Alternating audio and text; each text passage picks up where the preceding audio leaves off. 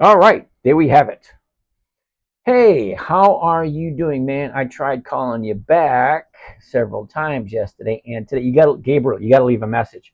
I have a spam filter and I have no idea who's calling. So, tons and tons of phone calls every day unless I have your phone number. I'm eager to have a conversation with you. Call me again when you can. I'll turn my ringer all the way up.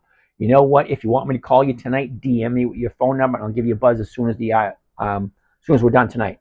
Daniel, how are you? All right, so it is Sunday. Do you know what that means? That means it is officially week number 26, the last week of the second quarter. So after this Friday, the second quarter is done. So we start the third quarter next week. Not this week coming up, not tomorrow, but next week. Hakuna, James, can you look at the video later that I shared to you about covered calls? It's just 1 minute. I'm curious about your opinion about what he said. All right, cool. I'll take a look at it. Depending on where you sent it. If you sent it to TikTok, it'll be easier for me to find because you're on Instagram. Almost impossible for me to find that kind of stuff. I'm still relatively new with Instagram. Okay, good evening, Frenchies. You haven't been here for a while. How you doing, Frenchies? Well, let's get started. So as I said, week number 26 is upon us. That means it is the last week of the quarter. So we find out what we actually did for the second quarter. Okay, now I know my account's up over 30%, which is well over 1% per week. But that being said, let's get rolling. First thing I want to cover is the disclaimers. Okay, I'm not a lawyer, I'm not an accountant, I'm not a tax professional, I'm not a financial advisor, I'm not an investment counselor, I'm not in anything. Happy Sunday, Bo, to you too. Sunday fun day. I had an interesting day today. Anyway, so that being said, I don't have any accolades whatsoever to my last name other than the fact that I am a senior and I am a grandfather. Okay, that's my claim to fame. That's it. I've been working since I was 13. I'm in Generation X. I really don't care about your feelings. Sorry. Okay, there's no participation trophies here. Okay, no safe spaces. Okay, I call them like I see them. I read the numbers.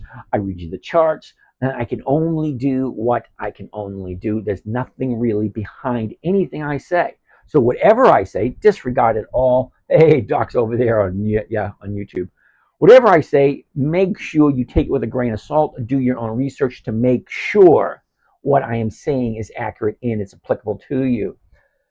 Fake outs. A stock like O can still be profitable off just dividends, even if the stock is bearish overall. That's a question. Well, fake outs. If you like O, more power to you. I don't like it. Several reasons. Okay, number one, the return on your investment is absolutely horrible. Super C, Tesla, what do you think? I think no on Tesla. The reason why I say no on Tesla is Tesla doesn't share its profits. It's strictly capital appreciation. You put your money into Tesla and you wait for it to go up. And when it gets to a certain height, you say, all right, that's enough for me. Then you take it out. That doesn't work for me. Okay, this strategy I'm about to teach you is for us old folks. Okay, those that need safety, predictability, and consistency on our returns. Now, I'm looking for a simple, safe, and predictable 1% per week. Granted, that's 50% per year. Okay, Randall Ray, how you doing? That is 50% per year, but it takes some time and some effort. Okay, about 10 minutes a day. Raul Nunez, your website ain't working right. Actually, it is the brand new website, and it still needs me to go through it to check what's working and what's not working. So, yeah, you're absolutely correct. The website is not working properly because it's brand new, and I still have to go through the kinks. Hakuna, thanks. I sent it to you on Instagram yesterday. Just check your Instagram. You make it sound as if I know how to do that. I'm still new to Instagram. I'm not very good at it. Facebook, I'm not very good at that one either. YouTube and TikTok, I'm really good at. Okay, so those I'm good at. The other ones, I'm still working on. Work in progress. I tried to get my Facebook working properly with the new camera, but this camera works, but it won't allow me to do on the other camera. Your residence, happy Sunday. Yep, that's always good. Okay, so that being said, I'm basically a nobody. I do suggest you do your own research to find out what works for you. The trading strategy I show that I share here, yeah, it gets 50% per year. Hey, Julie, how you doing?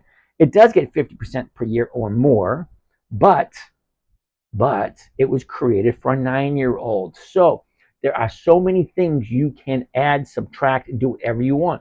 I'm just showing you the basics. Okay, now when my daughter was 9, this was back in 08, I had to come up with a trading strategy specifically for her. Now, I share that with you guys for free, okay? And if you like it, great, use it. If you don't, hey, there's always things you can add and take away. Can you give me your opinion on snow? Snow is going to be a no. How's that? That's my opinion. Frank the Tank.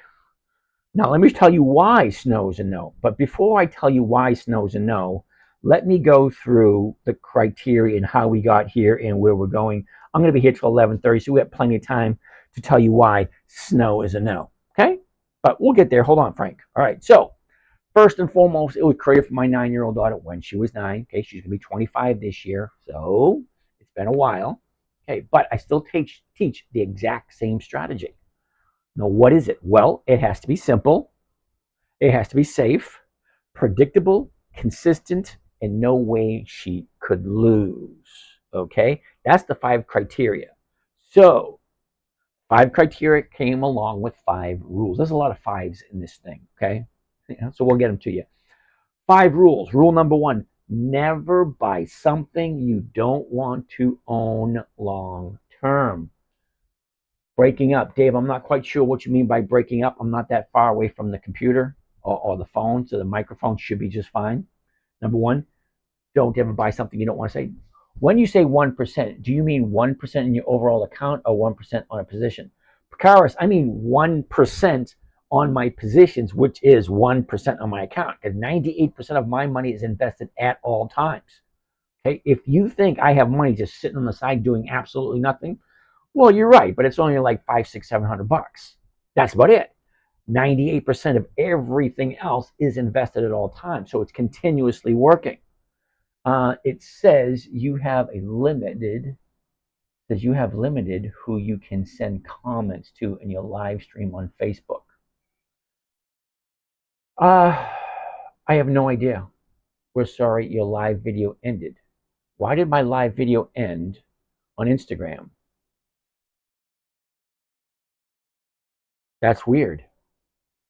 You're live now. Hey, that's weird. You're breaking up. I'm not quite sure. Am I breaking up here on TikTok? Is it the audio or is it the video? Okay, not quite sure. Instagram's kind of like froze. Dave, Richard, I'm not quite sure what we're talking about. No, it says you're limited who you can send comments to in your live stream on Facebook. No idea what that means, but okay. All right, so what was I saying? Oh my goodness, it's horrible getting old. How did the new platform, how did the new program work? Well, we actually played with it this afternoon. I haven't really implemented it into anything yet, but it looks pretty good. I've been keeping up with you. Okay. Tim, you want to take a look at F? Pakaris. Spotty connection breaking up. Going to watch on YouTube. Okay, I usually don't have any problems on TikTok. Okay, I don't know what it is because it is hooked up to. All right, this one just froze.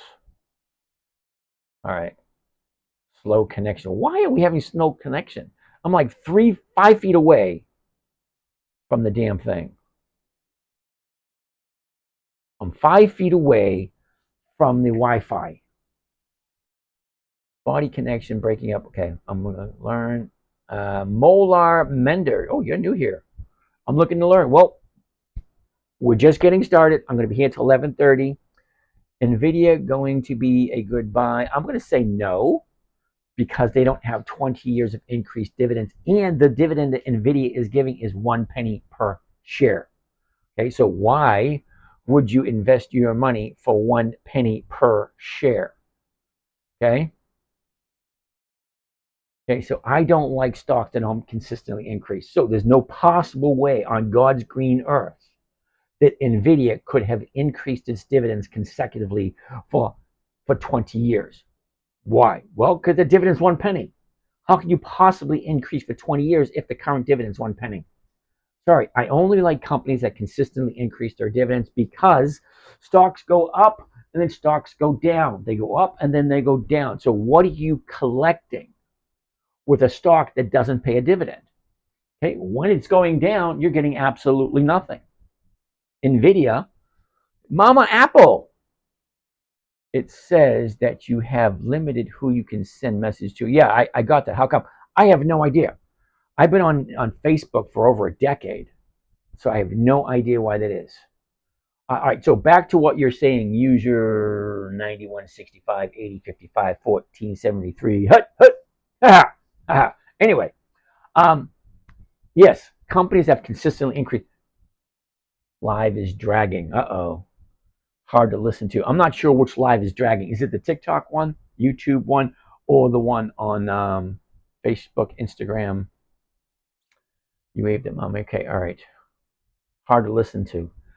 Now, I don't know why it's doing that. All right. Let me just hold on a second. Don't go anywhere.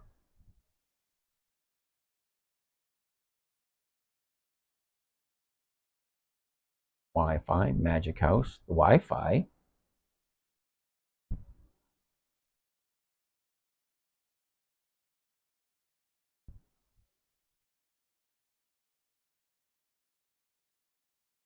Yeah, I have no idea because the Wi-Fi is literally 6 feet away. All right. Sorry, Dave. I honestly don't know what to tell you. I usually don't have that issue. And I'm in the exact same spot I was in yesterday, the day before, day before, day before. So I have no idea what's going on. Okay. Terribly sorry. All right. So let's try to do it as best we possibly can with what we have to work with. All right. So YouTube seems to be okay. TikTok having an issue with. And all right. So as I was saying, all right, as I was saying, we came up with the 5 criteria. It has to be simple, safe, predictable, consistent, and no way she could lose. Remember, my daughter was 9 when I created this. It's a specific strategy for my 9-year-old daughter. So the 5 rules were: never buy something you don't want to hold for a long period of time. Holy cow, there's only 40 people here. We were like 100 a few minutes ago. Never buy something you don't want to hold long term. That's number 1. Number 2, never sell at a loss. Number 3, make sure the company has 20 years of increased dividends. That way you're reassured that you're in higher profits every single year. Number 4, make sure there's weekly options, because I personally like to have a weekly cash flow. The only way I can get weekly cash flow is by a company that offers weekly options. And then number 5 is make sure the numbers work. What do I mean by the numbers? The numbers right here. What can I buy it for? What can I sell it for? And what is the chart telling me? Because everything tells me a story. No has a good dividend. No, or MO, chunky fresh. Okay, your residents, you have to look at your setting on Facebook when you start your live there, so possible to comment and ask questions. Okay, let's go back. Do you want to continue broadcasting? Continue. Questions. Enable questions. Done. All right, so I enabled the questions on Facebook. MO, 9% dividend, chunky fresh, okay. Richard, okay, not breaking up now. I didn't do anything. All right, so MO, 9%. TikTok is starting and stopping. YouTube is fine. All right, so I have no idea what's going on with TikTok. Maybe they're catching on to what I'm sharing. They don't want me to share it. I don't know. Could be. All right, so we were looking at something. Somebody wanted me to give my opinion on snow. Chunky fresh, Rio, huh? Rio and O. All right, so I wrote them down. Most likely we won't get to them today. And the reason why we won't get to them today, here's the list for this week. Okay, Here we got from the top here all the way down, and then we have this list right here also. That's a lot to look at in one night. And if you guys keep asking me questions, more than likely, I'm not going to be able to answer all of them. Okay, so we're going to go as best we can. So, no to snow. Why do I say no to snow? Because somebody wanted to know about it. Okay, snow, take a look at it.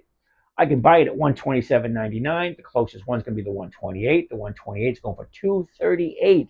That's a nice premium. Great. Okay, it is. It's a nice premium. Look at the chart. Well, here's the high. Here's the low. Here's where it was. Here's where it is. And it's going to this direction. Okay, fine. But why is it that I don't like snow? Well, let's go to Yahoo Finance. Okay, so Yahoo Finance, we're going to put in snow, S-N-O-W. What are we going to find here? Well, hopefully we're going to find out how long has snow increased the dividends. Picaris, by 1%, do you mean on your account or 1% on the position? It didn't catch the answer earlier. Okay, Picaris, when I say 1%, hold that thought.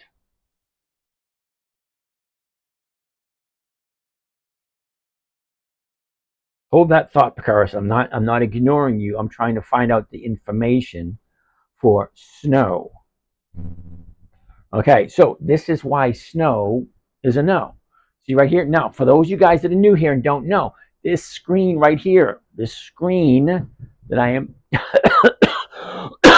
right here is live on YouTube because you probably can't see these little numbers over here, or you probably can't see what it says right here.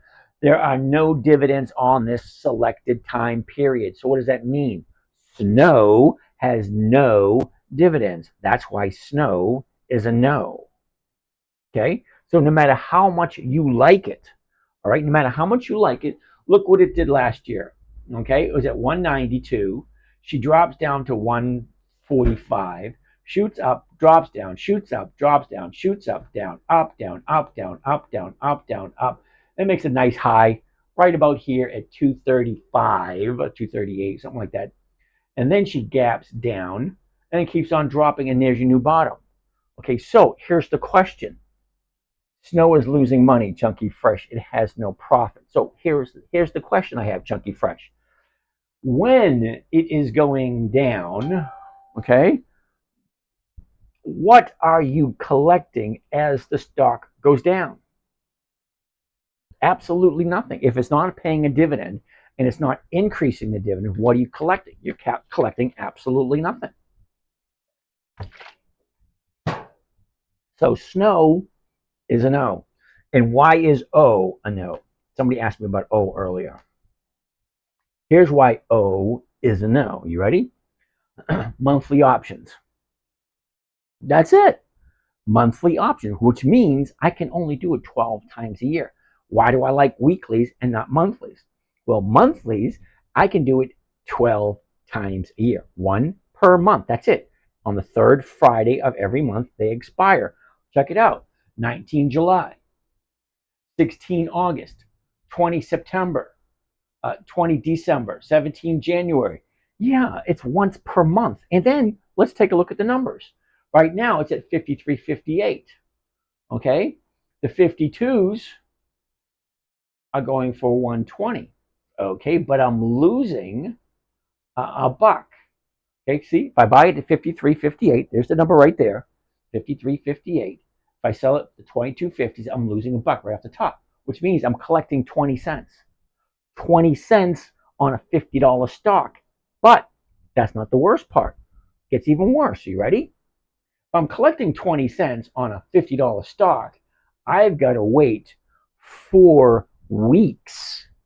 And then I got to figure out where's the stock going to be in 4 weeks. Well, here it is right now. Here's the high, here's the low, here where it was, and here's where it is. Where's it going? Well, lately, she's channeling between 51 and 55. Not going higher, not going lower. Just kind of like, and I hate saying this, kind of like going sideways. See, just sideways. Okay? 4 weekly options almost always pay better than single monthly options. That's absolutely correct.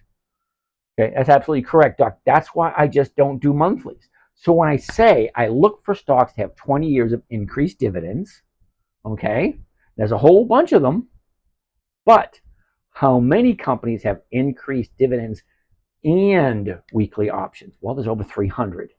Okay, so I can't buy 300 different companies all at once. So what do? I do the next best thing. I stick them in a calendar, and the calendar tells me when to buy them. Why do I do that? Well, see these little green dots? Each one of these little green thingies represents a date of when the company pays their dividend. Okay, so American Express, Cisco, General Dynamics, JP Morgan on the 5th of July. Okay, so if I want to collect the dividends for any one of these companies, I've got to buy it before the 5th of July. So I can buy it tomorrow, I can buy it later on during the week, I can buy it next week, but as long as I do it before the 5th of July, I'll be able to collect the dividend. Okay, great. Do you think Q's is a good investment? Um, Hustler, Hustler's Uni? Hustler's Uni? Is that the Andrew Tate Hustler's Uni? Or is that something else? Just curious. Um, but I don't do the Qs, and the reason why I don't do the Qs is the Qs don't pay a dividend. Okay? So, here's the thing. If I'm going to look at American Express, what are your highest paying dividends? Okay, Picaris. Making me sad, James. 1% on account or 1%. Okay, here's the thing. You ready, Picaris? I'm going to answer it right now. Let's say, hypothetically, I have a $100,000 account. $100,000. 1% of $100,000 is $1,000 a week. Simone, how are you? 1% of a $50,000 account is $500 a week. Okay, $20,000 account would be $200 a week. So 1% is 1%. So if you have a $100,000 account and you only invest 50,000 of it, well, you're getting 1% on your investment. But for me, all of my money is invested at all times. Well, 98% of it is. Okay. James, you said that your version is easier, but is the wheel strategy better? Well, it's always different. Hold on one second. Picaris, thank you. I won't ask too many questions tonight. I'm just going to listen. All right, Picaris, not a problem. Now, your resonance. There are good parts and bad parts about the wheel. Now, the wheel strategy, you have to look 2 weeks in advance. Okay, so if you have American Express, right, and the stock has a tendency to go up before the EX date 2 weeks prior, so you're here. Now you want to do the wheel strategy. Well, you got to go 3 weeks prior. 3 weeks prior, you sell the put. Great, makes it or doesn't. Then it decides whether or not you're going to buy, which means you'll be long, and then you can start doing the covered call strategy. Okay, so I don't use the wheel strategy only because I want to keep it simple. Okay, once you add more moving parts to the equation, it gets more complicated. Okay, and once it's more complicated, it's no longer simple or easy. Thank you. I want to ask questions. What do we got over here? Is it still possible to comment on your live stream on Facebook? It says your broadcast is limited. Okay. Excuse me. I opened up the questions and answers on Facebook, so you can post questions on Facebook now.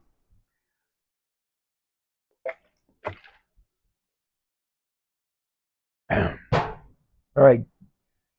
Jerry, you get confused. Uh-oh. My eyes aren't focusing. Wow.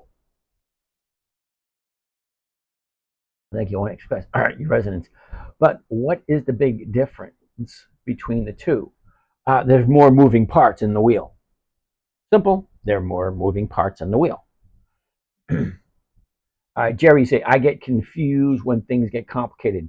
Well, that's why I like to keep it simple. Simple, safe, predictable, consistent. I like simple things. Yep, so do I, Jerry. That's why I stick to the exact same. If you take a look at what I did 10, 15 years ago, you'll find it's the exact same thing. What's the largest percentage of your account that will put in any one position? I like to keep my positions all even. You know, if I'm doing 5 positions, it's 20%, 20%, 20%, 20%, 20%. If I'm doing 4 positions, it's 25, 25, 25, 25. Now, if I have to double down or dollar cost average, I don't like to go more than 30% of my total. Hello, James. Hope your Sunday is going well. My Sunday's going rather well. Okay, jumped in the car, went across the state. It's a 2-hour drive there, 2-hour drive back. Had lunch with Doc, and we talked about some software. Ooh, software is going to be really cool. Now, for you guys in the morning trading group, we're going to look at it first thing in the morning. Okay? So, as I was saying, I like to take all the stocks that I'm looking at. Okay? There's about 300 of them. Now, 300 companies consistently increase their dividends every single year, year after year after year, and have weekly options. Man, you're really consistent. Well, that's what we're here for. All right, we're here to learn, here for consistency. Okay, remember, safe, predictable, and consistent. Okay, so if I wasn't consistent, it wouldn't be right, in my humble opinion. Besides, I made a commitment to you guys that I'm going to be here every single night for the whole year, so that's what I'm going to do. What are your thoughts on HIMS, HIMS? Well, I like hers better than HIMS, but that's just me. I don't know how many people actually got that joke, and how many people were offended by it. HIMS.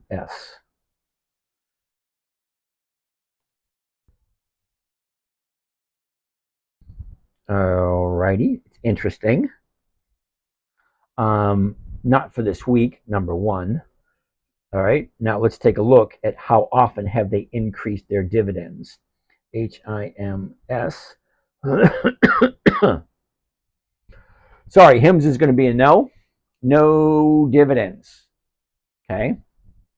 How is the old collarbone? It's still sore. I went and played soccer this morning. This is where you people tell me that's not a bright idea. And I was playing goalie, so I figured I'd be out of all the activity. But nope. Just so happened that somebody came into my space, landed on my shoulder, and was like, ow! All right.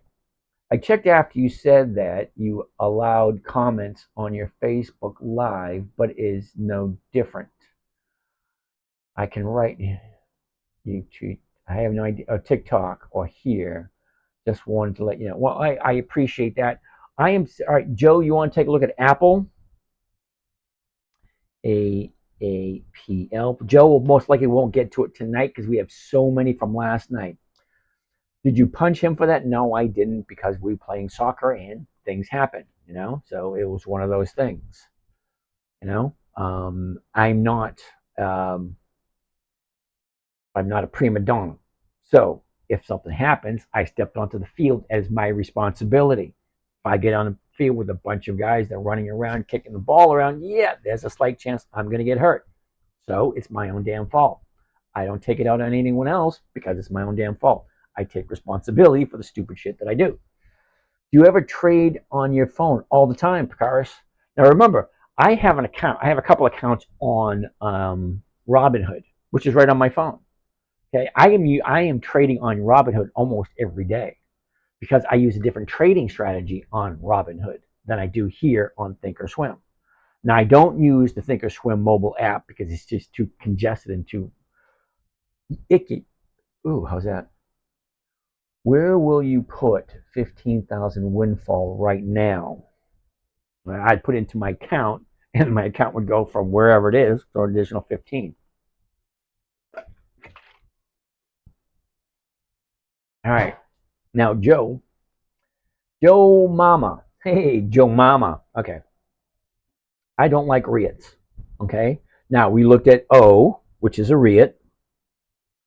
Whoops. Okay. O is a REIT. Here it is right here. The high, the low. Where was it? Where is it? What direction it's going in? O Realty Corporation. Okay. So why don't I like O?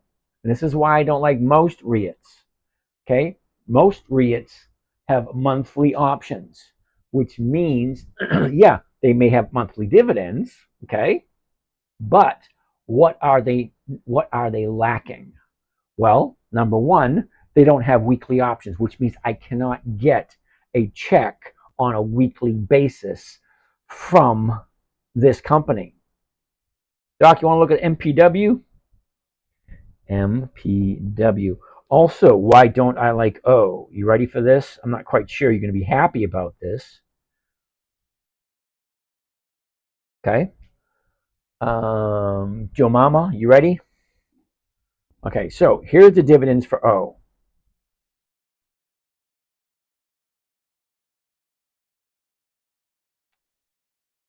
Let's go all the way back to the beginning.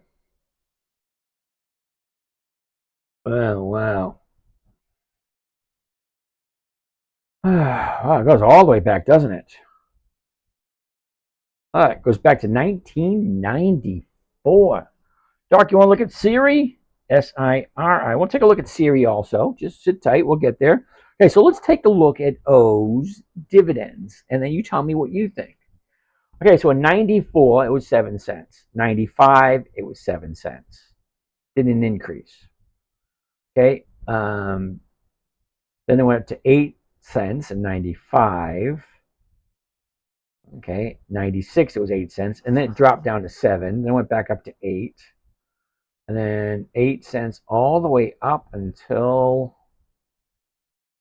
99. Then it went to 9. Okay, 01, 02, all the way up to 03. So 3 years at 9 cents. So it's not consistent with its increasing. That's one thing. Okay, so 10 cents. 03, 04. Okay, then it went up to 11 cents, 04. Okay, so for a year and a half, it was at 11 cents. In 06, it was at 12. 07, it went to 13. 08 went to 14. And it stayed 14 from 08 all the way up to 2012. That's 4 years without an increase. Okay, 2012 went to 15, then it jumped up to 18 in 2013. Okay, 2 years it stayed at 18. 2015 we're at 19. Okay, 16 we're up 20, then to 21, and it's been at 21 mid 17 to 18, so that's about a year, then 22, then 23, and then at 25, 26. Okay, so we're at 26. So O doesn't consistently increase. That's one thing I don't like about it. What else is it that I don't like about O, which is a REIT? Right here. You ready? Are you ready for this? This is why I do not like O. Whether or not they give you consistent monthly dividends, okay? They give you monthly dividends, great. What are you getting on return for your money invested?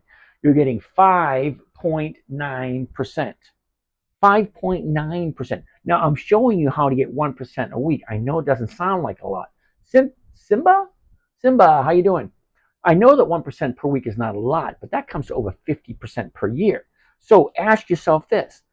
Do I want to give my money to a REIT and get 5% per year, or would I prefer 50% per year? Okay, it's a simple question, you know. Hakunis, soccer is a great sport, or football, as we call it in Europe. Now it is the European Championship. Okay, I get that. All right, so that's why I don't like O, and I don't like most REITs, because most REITs don't pay you over 20% returns for the year, even with all the dividends they give you. They give you dividends every month. Great, fine, dandy. If you're okay with less than 20% per year, fine, do it. Okay, but for me, I like taking responsibility for my own money. I like making 1% per week, and it takes me less than 10 to 15 minutes per day, which is less about an hour per week.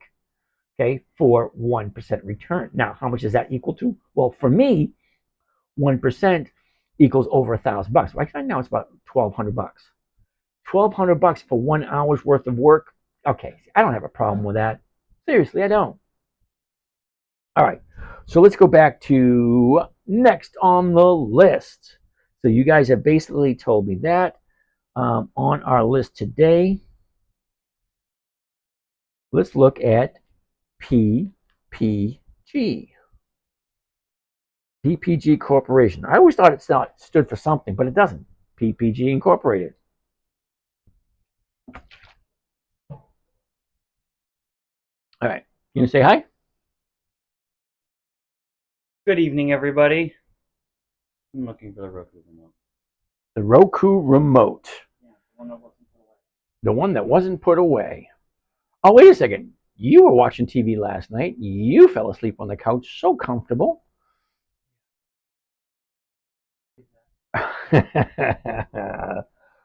Best dividend stock you got, Macy's. Okay, Macy's is my favorite dividend stock this year. J&J of Verizon. Ooh, J&J of VZ. Well, right off the top of my head, I'm going to say Verizon. Johnson & Johnson is a 100-year-old company. They don't have to be nice to us for their business because they are so established. They have been in business for over 100 years. They've consistently increased their dividends for more than 5 decades. Their premiums are less than 0.5%. John Morla? John Morla. What about 401ks? Are they safe to put into? Okay, you do. I'm assuming you don't know very much about 401ks. They're not really intended for retirement accounts. Oh, wow, my hair looks horrible. All right. Now, John, unless you're getting matching funds for your 401k, I wouldn't do it. Now, somebody on last night was talking about her 401k, and she got a 100% match. For every dollar she put in, they matched. That's a 100% return. AMC, do you roll your calls? Every once in a while I do. AMC, it always come down to the numbers. Where's the best place for my money at this moment in time? Okay, I don't like to lose. I think I have one loss since the beginning of January. That's it. And I think that was Albemarle. Okay. John, I'm glad you're here. I'm glad you're interacting. Glad you're asking questions. If you have any more questions, please feel free to ask, and I'll answer them as honestly as possible. All right. All right. So, PPG. First thing I want to see is what can I pay for it?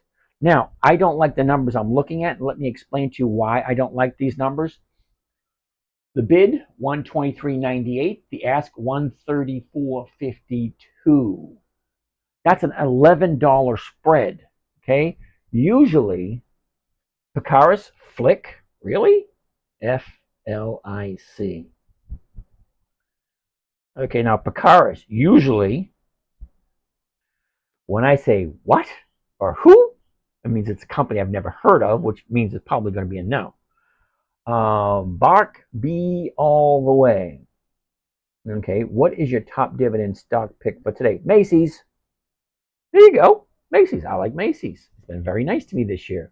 Okay, so let's get back to why is it I'm having an issue with the numbers? Well, there's usually a 1 to 3 cent spread between the bid and the ask during market hours.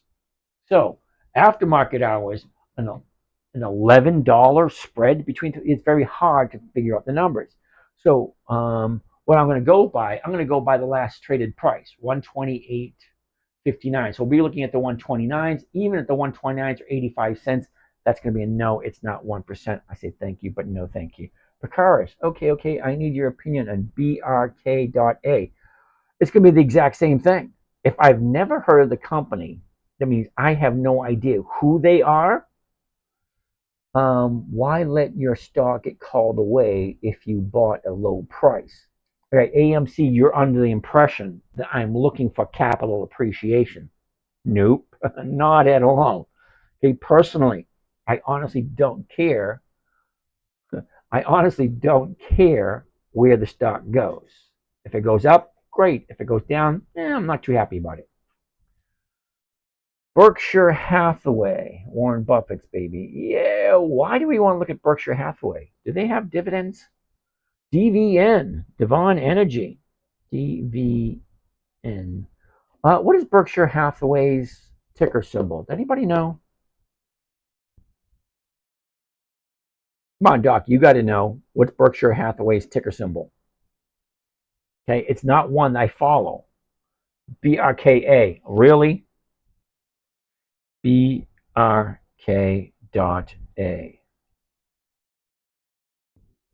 It has no options. That's a no. That was quick, wasn't it? BRKB. BRKB.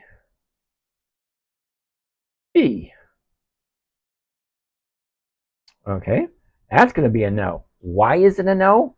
Because it's $409. I don't do stocks over 250. However much money you think I have, I don't. I can't afford 1,000 shares at $400 a share. Okay, that's like a $500,000. Energy transfer, ET. We'll write that down. ET, energy transfer. Is there a BRK? I don't think so.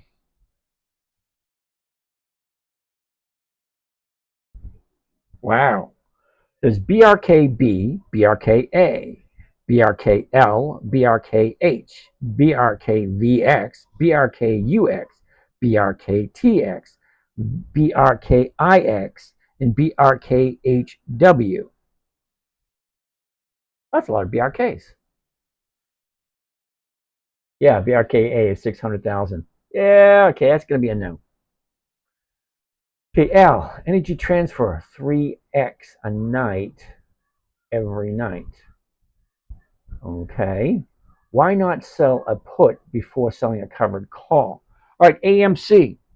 You're talking about doing the wheel strategy, and there's absolutely nothing wrong with that. However, you're adding another ingredient to the recipe. Now, when I say this was created for a 9-year-old, it had to be simple, safe, predictable, consistent, and no way that my daughter can lose, because she was 9 years old when I created this for her.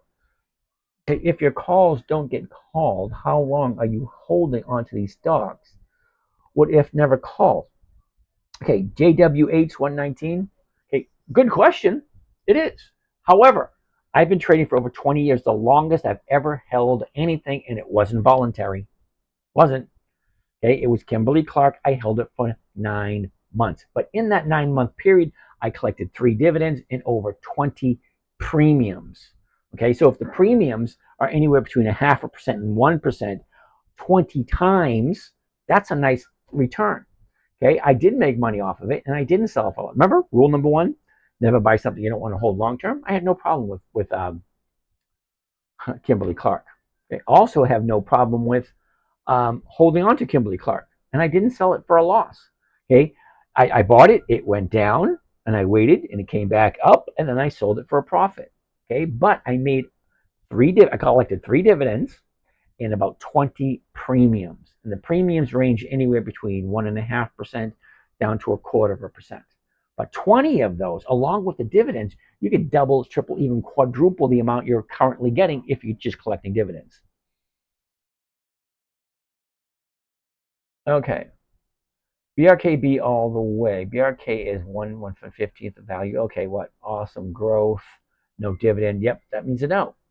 Okay, if you think, all right, BRK all the way, you know what? You can do whatever you want. Seriously. Okay. But if it doesn't have a dividend, if it doesn't have weekly, does BRK have weekly options?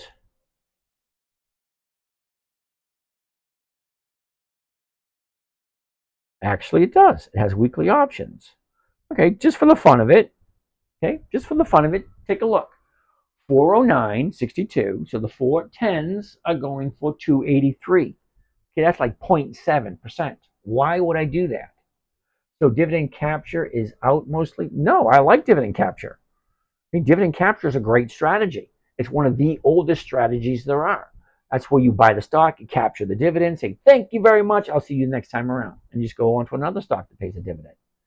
Okay, it was one of my original trading strategies that I came up with for my daughter. It was simple.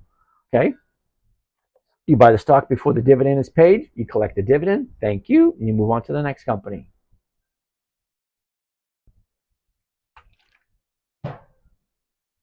All right. Okay, so the next one on my list, Advanced Auto Parts. AAP. There we go. Advanced Auto Parts. Now, we took a look at this one the other day, and all the numbers looked good. So let's take a look at it again. You ready? $66. The 66 is going for 117. That is well over 1%. What do I want to see next? What I want to see next is the chart. What's the first thing I want to see? The chart. Well, there's 5 things. A lot of 5s here, 5 criteria, 5 rules. Now, 5 things I want to see on the charts.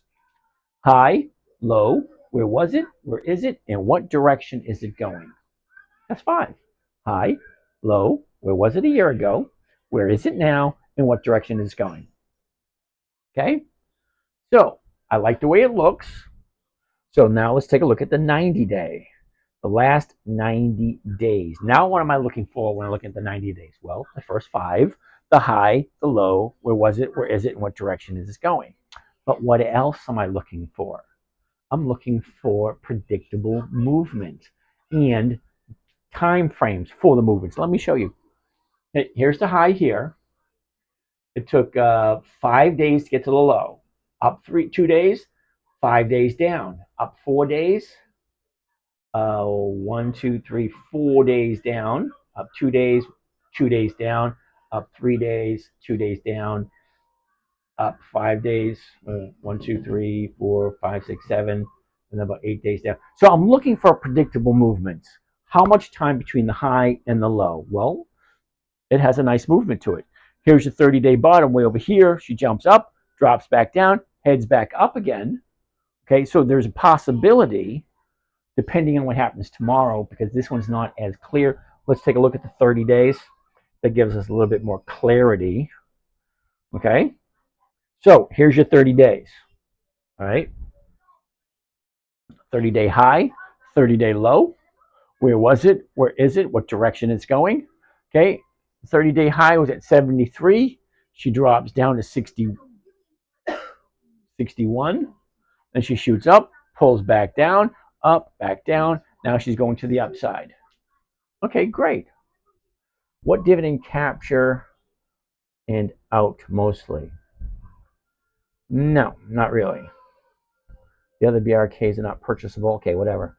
The dividend capture is out mostly. No, not at all. Oh, I'm missing some questions.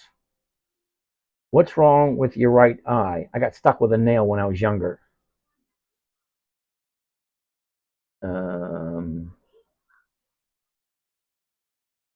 Thanks. I like that answer. He shut down the whole town once. Well, okay. Do you ever hedge long positions? No. Thoughts on yield max? No. It doesn't have 20 years of increased dividends.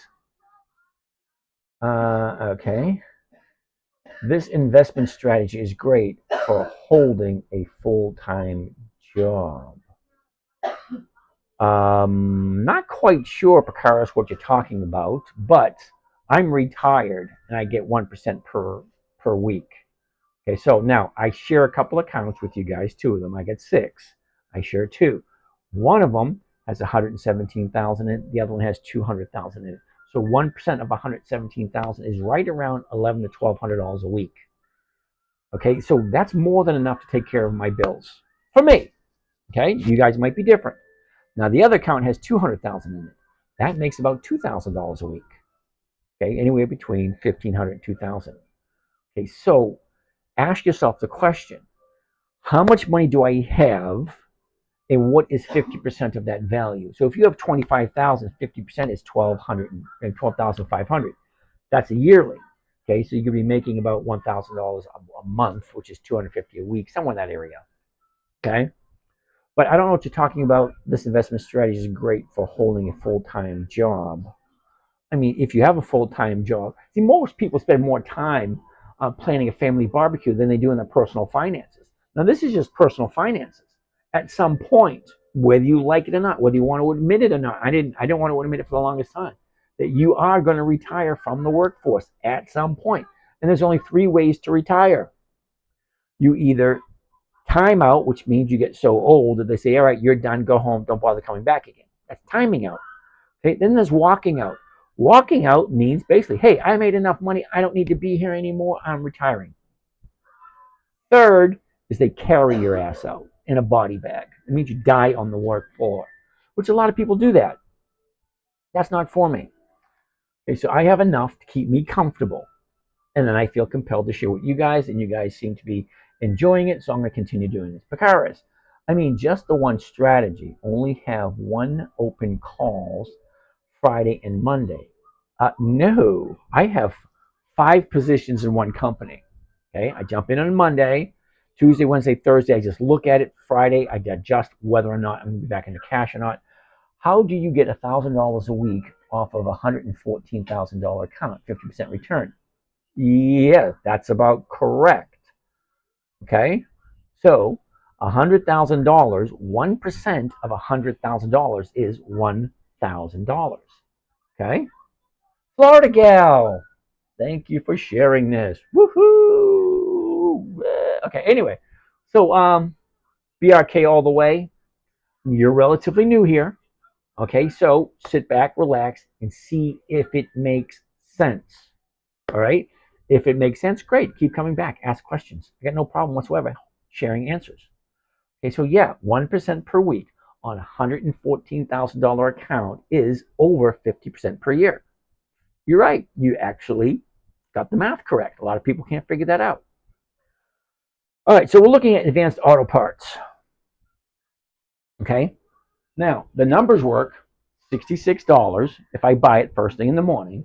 If I sell the 66, which means I'm buying it for 66, I'm selling it for 66, but I'm collecting a premium of 117. What is 117? Do you think of Jerry? I have no idea who Jerry is.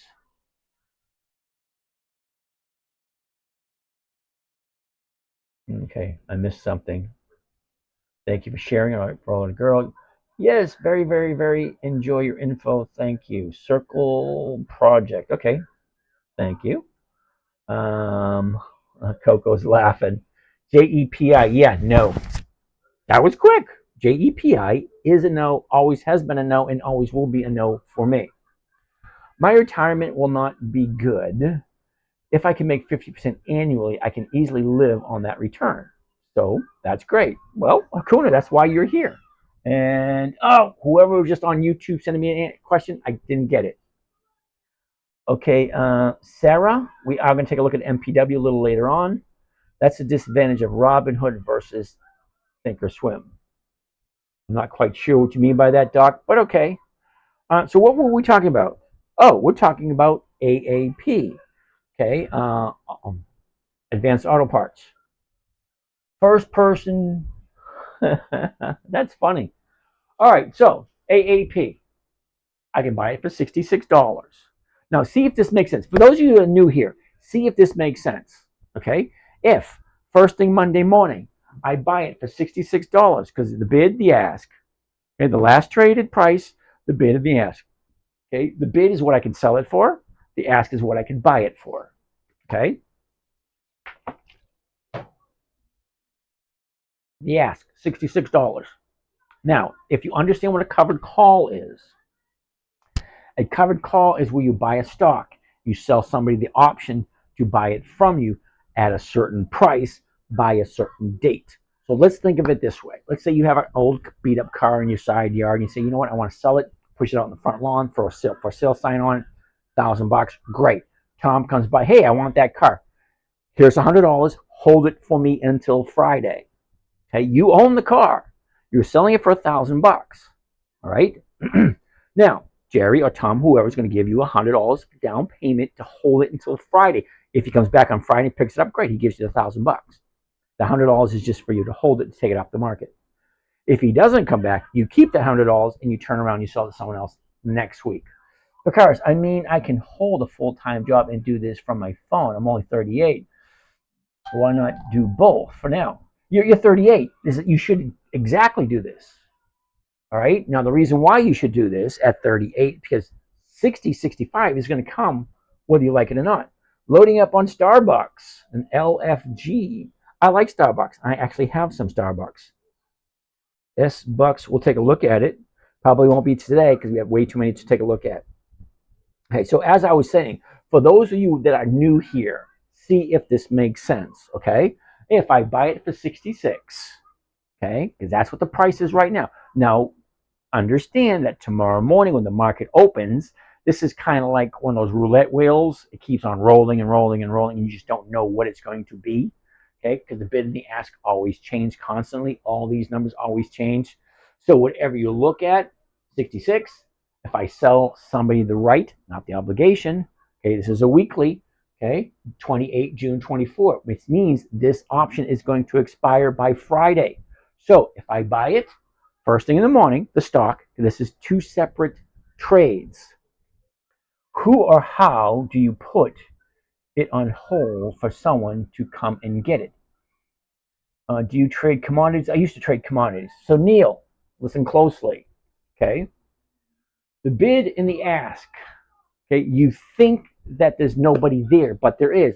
That person is called the market maker. Think of the market maker as the guy or the gal or the couple or whoever who owns the corner drugstore or the corner convenience store.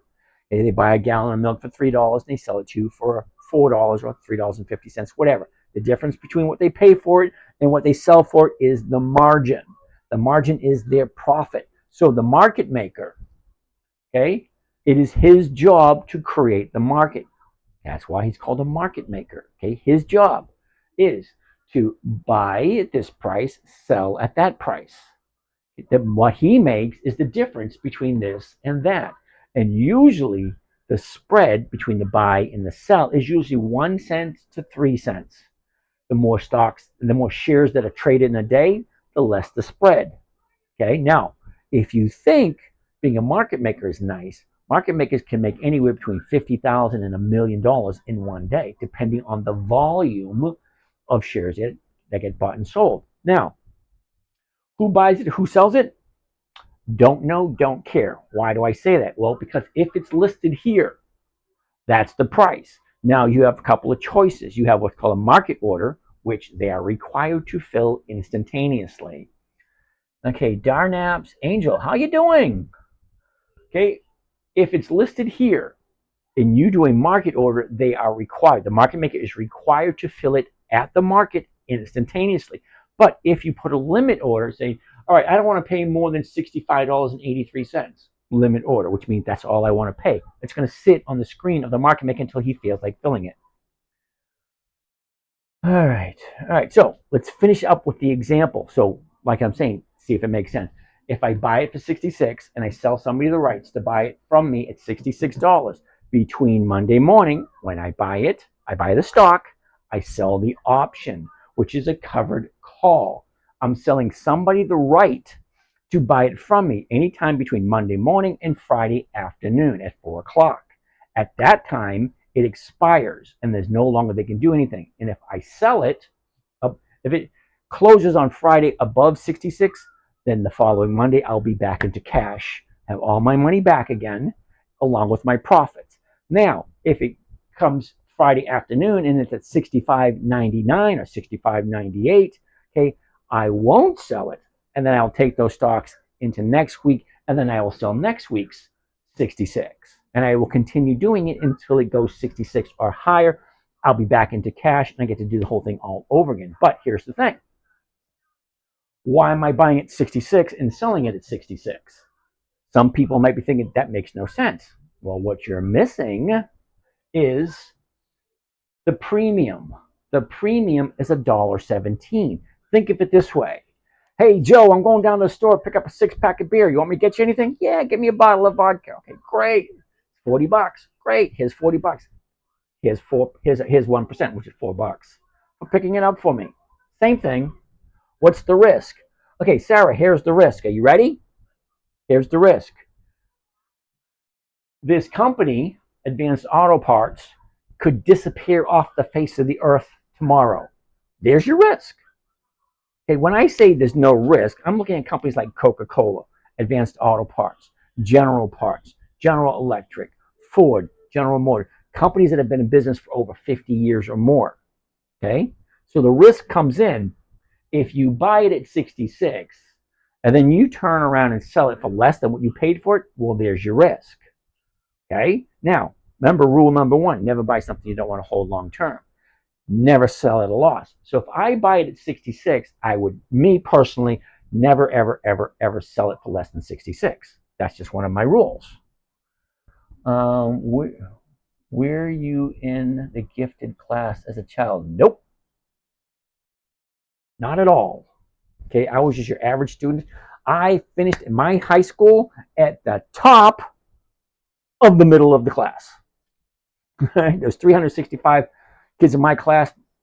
I was somewhere in the 150, maybe 140, maybe lower. I don't know.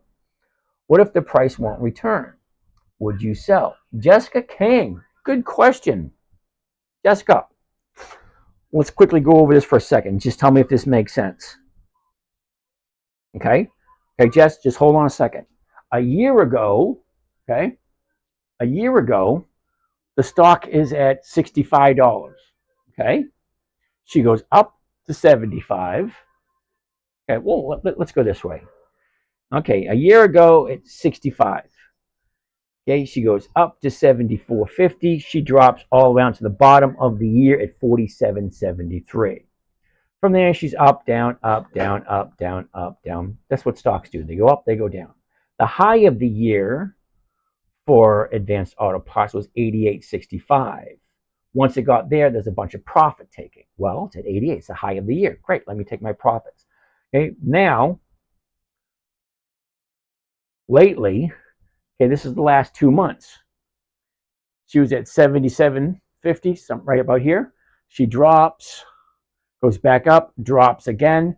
Now she's going back up. So ask yourself a question. Question number one, always, always, always, always, always. Do I like Advanced Auto Parts? Do I like it enough to buy it and hold on to it for the rest of my life and collect whatever dividend they give me? But remember, okay, Advanced Auto Parts consistently increases their dividend every year. So if we're getting, hold on, let's actually find it.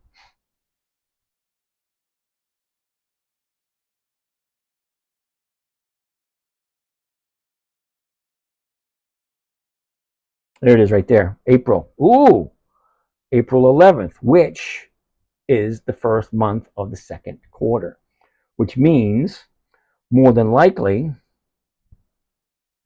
there we go right there. More than likely, here it is right here, July 24. Okay, we are currently coming into the last week of June. All right, so the last week of June is up here. There's the first week of July. Here's the second week of July. Here's AAP right there. So what are they paying for a dividend? Right now they're paying 25 cents a share. Okay, great. So hypothetically, if you buy it today or tomorrow at $66, you are going to get, until you sell it, 25 cents per share for as long as you hold that stock every 90 days. But here's the thing. Every 90 days, they pay out a dividend, but every year they increase that dividend. So although you're getting 25% per share now, next year you're getting more, 26, 27, 28, 30, 35, whatever it's going to be. There's 4 dates to remember when it comes to dividends. The announcement date, self-explanatory, when the company announces the dividend. The most important one, right here, the EX dividend date. The EX dividend date is the last day the stock trades before the dividend is paid out. Okay? Now, see all these little dots? All represents companies that paying a dividend in the month of July. Okay? July 2024. Look at all these companies.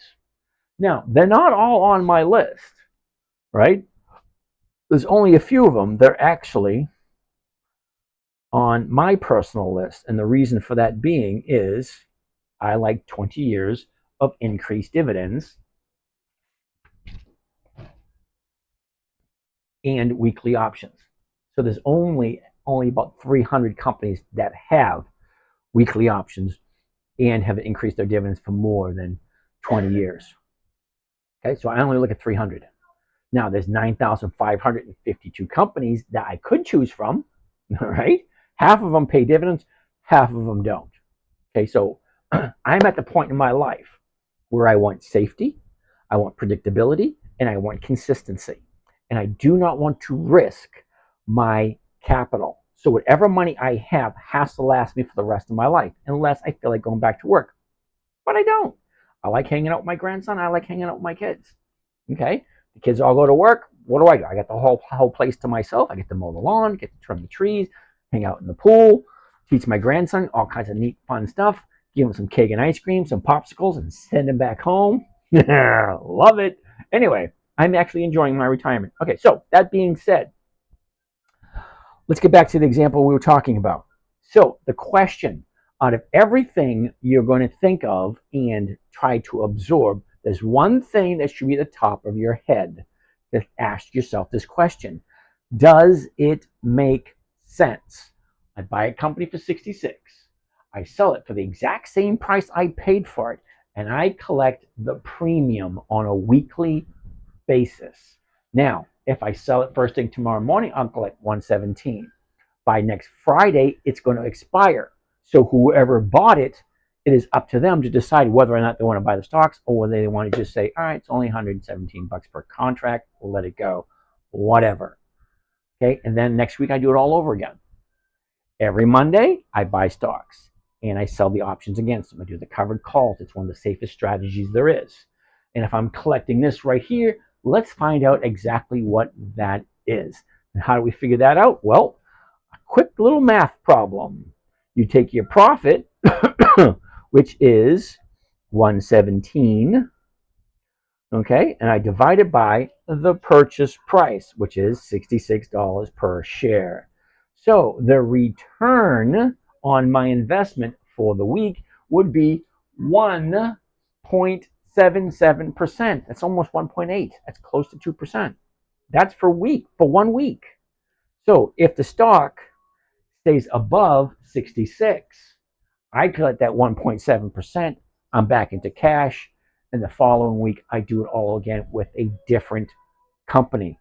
I don't keep doing the exact same companies because, as you can see, Comcast is in the first week. American Express, Cisco, JP Morgan, NTAP, Cisco. That's interesting. Cisco and Cisco both have on the same day. Okay, then the Gap, Verizon, EOG, ZTS, Lowe's, and Apache. Okay, now they all not posted yet because we're still in July. So let's look at July of last year because they do the exact same things year after year. Okay, what are we missing? Wow, we're missing a lot. Let's take a look. Comcast, Capital One Finance, Cisco, JP Morgan, Bristol Myers Squibb, MasterCard, Cisco, AT&T, Verizon, Delta Airlines, Abbott Labs, Oracle, General Electric, Caterpillar, Apache, Procter & Gamble, Colgate, Palmolive. I can keep going on and on and on. Most of those companies you've heard of. All right, MSOD. Okay, you want to be invited onto the live? Fine, no problem. DM me with your phone number first. I make sure you're adding some value to the conversation. Okay? I don't just invite anyone. I only invite those that I know of, I heard of, and actually can contribute to the conversation. So let's take a look at whatever we want to do. Okay, Saad, did you hear what I said, MSAD? Okay, you want to be invited? Great, but I would prefer you to call me first so we can have a phone call. I'm old school. I want to have a phone call before I invite you on to my platform and let you talk to everybody here. Okay, so Jessica, your question. What if the price won't return? Would I sell? I never sell for a loss. I will continue. Hold that thought for 1 second. Okay? I will continue. Once I buy it at 66, it is mine forever until I decide to sell. Okay? So if the stock drops to 60, 40, 30, 20, whatever, I still own it at 66. So as the stock drops, I will slowly decrease my strike price. So first thing tomorrow, I do the 66. As the stock goes down, I'll do the 65, the 64, 63. But I'll always take a look to make sure whatever strike price I sell is far enough away where I don't risk anything. I don't like risk. I like odds and probabilities to be in my favor. So I take a look at where the stock is now. Where do I think it's going? Here it's pretty plain to see. 30-day high is up here, at 75.80, something like that. The 30-day low is down here. She goes back up. She goes back down. Now she's going to the upside. Okay. Hypothetically speaking, it should continue to go up because your 30-day high is way up here. Your 30-day bottom's right down here. Okay. Now, if you're not happy with that, let's take a look at something else that we call seasonality. Now, what is seasonality? Well, we all know what seasonality is. Okay. Winter, spring, summer, fall. Winter, spring, summer, fall. Seasonality. Okay. So the blue line represents what it has done, what it's doing this year. This is what it's doing this year. The red line right here represents what has the stock done over the last 10 years on average. Okay, so you're taking a chart from January 1st to December 31st, 2014. And then you put in 2015 on top, 2016, 2017, 2018 for 10 years. And then you're getting the average movement. How does it normally move this time of year? Well, we're right here, okay, illustrated by this little blue dot. Okay, this is right here, the end of June. So at the end of June, what does it usually do? You can take a look at the chart. Look, it has a tendency to go up this time of year. All right, fine, great. So I like it. The numbers look good. Okay, the seasonality shows us in the next couple of weeks, she's going a tiny bit to the upside. Well, great. Do I want it to move a whole bunch? No, I don't. I want to buy it at 160. I want to buy it at 66. Sell somebody the rights to buy it from me for 66. I want to collect a premium, and then from there, I really don't care what happens to it. If it goes up, great. I'm back into cash next week. If it goes down, well, I don't mind because I like the company. If the company is on my list, hold on, let me go back to my list. Okay, if the company is on my list, where the heck is it? All right, this is just the month of July, so I don't know if it's on here. Where it should be around here somewhere. Let's find out exactly where it is. Hold on.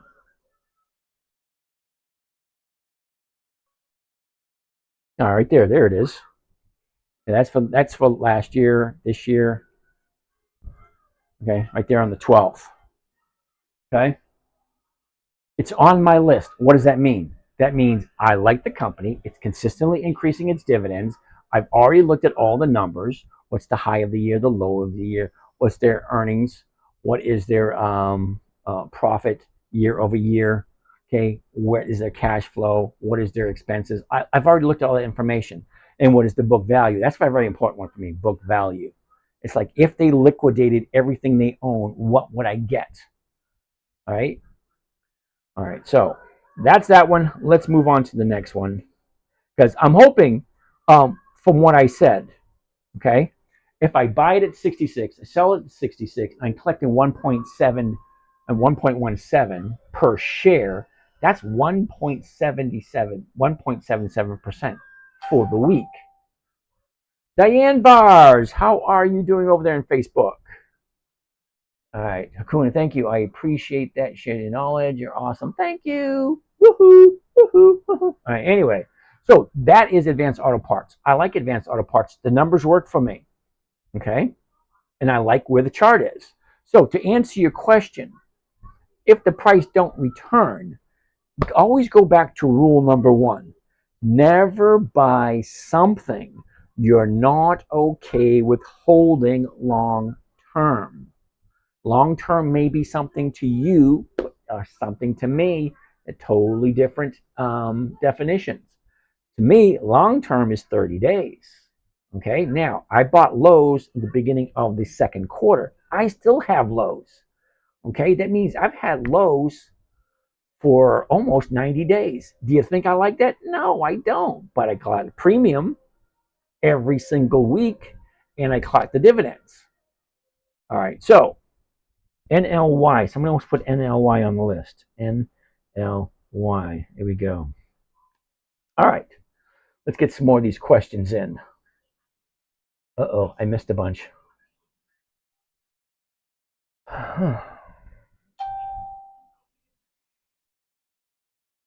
Liz, thank you for that message there, Miss Liz. Uh-oh. All right, where's the risk? What's the risk? We already did that. Or I gifted this child. No, I wasn't. Okay, we got that one. NLY. All right. Hi and good evening. Mo, how are you? All right. Coffee Break Logistics. Hello, AMC. Why not sell on Friday if your stock is up? All right. So AMC, as soon as you buy a stock, okay, you own it. You can do whatever you want. However, once you accept money from selling an option, you can't do anything with that stock until that option either expires or is exercised or you buy it back.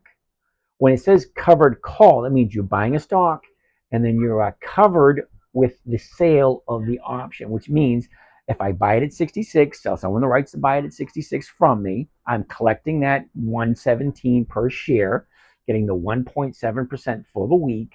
I can't do anything with that stock until that option expires, and it expires on Saturday. Well, we like to look at it on Friday because at Friday at 4 o'clock, you cannot do anything in the stock market after 4 o'clock on a Friday afternoon. So from Monday, when I buy and sell, till Friday, that stock is locked up, which I personally don't care because I've already got my return. This is what I'm looking for right here, the premium. Okay? Now, if you want the dividend, great. The dividend is only 25 cents. What is the premium? The premium's $1.17. That is more than 4 times the amount of the dividend.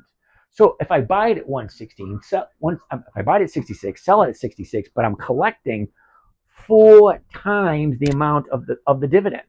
Now, most people buy a stock just to collect the dividend. The dividend is only 25 cents for this company. But if I do this, buy 66, sell it at 66, I collect 4 times the amount. Okay? I'm out in 1 week. Buy, sell, out in a week, and I make 4 times the amount of the dividend. And then what do? Well, I pick another stock the next week because AAP, Advanced Auto Parts, pays a dividend every 90 days. So I'm looking at it this week coming up. Okay? I like the way it looks. The numbers look good. But here's the thing. If, hold on. Let's go back. June. Okay, so I'm going to use 2 calendars here. We are here. Nope. Oh, we are here on the 23rd. Okay, this is June right here. This one is June. This one here is July. Okay, because it's 2 different months. Okay, we're right here on the 25th, which is halfway through the year. So this is week number 26. Right here, this right here. Okay, this is week 27. This is week 28. Okay, they're paying the dividend on the 2nd week of the 3rd quarter because this is week 27 for the year, but week number 1 for the 3rd quarter. Okay, there's only 13 weeks per quarter. January, February, March, quarter 1. April, May, June, quarter 2. July, August, September, quarter 3. October, November, December, quarter 4. Now, AAP pays its dividend on the 2nd week of the quarter. That means quarter 1, 2nd week. Quarter 2, 2nd week. Quarter 3, 2nd week. Quarter 4, 2nd week. So I take a look at AAP, week 13 of the quarter. Okay, there's 2 weeks away. There it is. Okay, that's what I want to collect. He's collecting dividends the whole time. No, I'm not collecting dividends. To hold forever and collect dividends and premiums too. Yeah. Okay. Why not sell on Friday if your stock is up? Well, because if the stock is up, more than likely the option price is up also. And whoever bought the option has control. That's kind of like a rental car. The rental car company owns the car, but whoever rented it has control of the car, can do whatever they want. So I own the stock, but whoever bought the option has control whether or not to buy it or sell it. They have first right of refusal, so to speak. So if the stock is up, more than likely they'll exercise their option, sell the stock for a profit. Do I care? No. Honestly, 100%, I don't honestly care. My only interests are kind of like as follows. Number one, how consistently do they increase their dividends? That's my number one concern. Okay? How consistently do they increase their dividends? Number two, I got to change this real quick. When are they paying their dividend? That's number two. Number three, what am I making? Well, I'm buying it for this. I'm selling for that. Here's the premium. Well, how much is that? Well, in this instance, it's 1.7%. Great. Okay. Four, what is the chart telling me? And damn it, I need a fifth one. I'm in sets of five. Okay, so yeah, I prefer to collect the premium, not the dividend. That's why I buy it 2 weeks before the dividend to give the stock enough time for it to increase coming in to the EX date. Now, most stocks have a tendency to go up before the EX date because a lot of people are chasing those dividends. Okay, I would prefer a premium over a dividend any day because in this example, as we showed, the 66 is going for 117. What's the dividend? 25 cents. I would prefer the premium over the dividend any day of the week. All right, let's go for some more questions. More questions. Would you comment on Mara? Ooh, I like Mara. I do. They pay some good premiums. So let's take a look at Mara just for a quick second. M-A-R-A. Marathon. All right, first thing I want to see, 1923, the 1950s, 70 cents. Do you see that? That's like 3%. But what's the chart telling me? Here's the high, here's the low, here's where it was, here's where it is, and this is the direction it's going. Great. The premiums look great. The chart doesn't look all that bad. Okay, that's the 1 year chart. First thing I want to see. High, low, where was it, where is it, what direction it's going. 5 things. And now, let's take a look at the last 90 days, the last 3 months. What is the last 3 months telling me? Because each picture tells a different story. 1 year tells me one. The 90-day tells me a totally different story. Now take a look at this. You ready? Okay, here we are at $22, drops down to 14 and a quarter, jumps up, down, up, down, up, down, up, down, up, down, up, down. Did you see the consistency with the movement? Up, down, up, down. And it's pretty much a week out. Okay, 2 weeks down, 2 weeks up. 1 week down, 1 week up. 1 week down, 1 week up.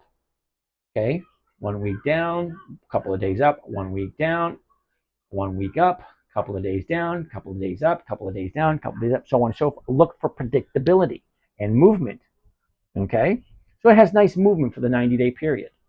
All right, now I want to look at the 30-day period and see if there's any telltale signs of where it's going. Okay, in this instance, there isn't.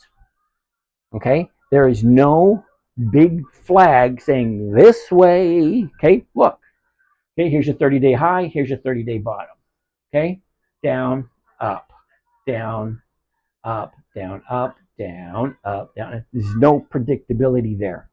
Okay, so here's your 30-day bottom. She went up, down, down. So more than likely, because she even gapped down here between Thursday and Friday, more than likely it'll continue going down before it finds a new bottom, and then she'll turn around and go back up. So Mara, even though it has a very nice premium, over 3%, okay, the chart is not as favorable as I would like it. So you could, if you wanted to, and you're okay with it, okay, ask yourself the question, do I like Marathon Digital Holdings? Okay, do I like Marathon Digital Holdings? And do I like it at this price, $19.23? So let's go all the way back, check out the whole year. Okay, so the high for the year was 34, and the bottom of the year is 7. $7 is the low, and 34 is the high. That is a huge discrepancy between the two. Okay, see, if you bought it at 7, $34 is almost a 400, it's a little over 400% increase. Okay, so a 400% increase from the beginning of October to the end of March. That's a 400% increase. Now it comes from 34 down to 1921. That's 10, 13 bucks, which is over a 30% drop. So ask yourself the question, do I like Marathon? Okay, do I like Marathon? And do I like it at this price? Because it's going to give me 30% here. Okay, what happens if it goes above the 1950? Well, I make my 30%. Okay, and have to go up a little bit, but look where it is. Okay, let's get a little bit closer. Okay, the 1950 is not that far away. Okay, it's just right there. Here's the 19. Here's where it is now, 1921. The 1950 is right there. It's like barely has to move at all. But is that the direction it's going? So you got a couple questions you need to ask yourself. Number one question, always number one question, do I like it enough to buy it where it is? Never buy something you do not want to hold long term. So if you like Marathon, yeah, they're giving 3%. Great. But do you like it at this price? Okay, me personally, I'd probably go for the 18 or the 1850s. I do some creative math to find out what am I buying it for, what am I selling it for, what's the difference between the purchase price and the strike price, how much am I making? If I can bring it up to 1%, maybe I can do the 18s. It'd be 1954. Yeah, the 18s, right, would be 1%. Because look at, you're getting $1.54. If you add the $1.54 to the 18, your sale price is $19.54, which is 31 cents higher than the purchase price. And 31 cents is more than 1% of a $19 stock. Comes down to the math. Okay, we all know that whether we like to admit it or not, as an adult, you're required to do math. Okay, how much money am I making at this job? Am I going to be able to pay my bills? If I buy these groceries, am I going to have enough to pay this bill? If I do this, am I going to have enough to pay? Yeah, we all do math. We do. So we do math here to help out your future self.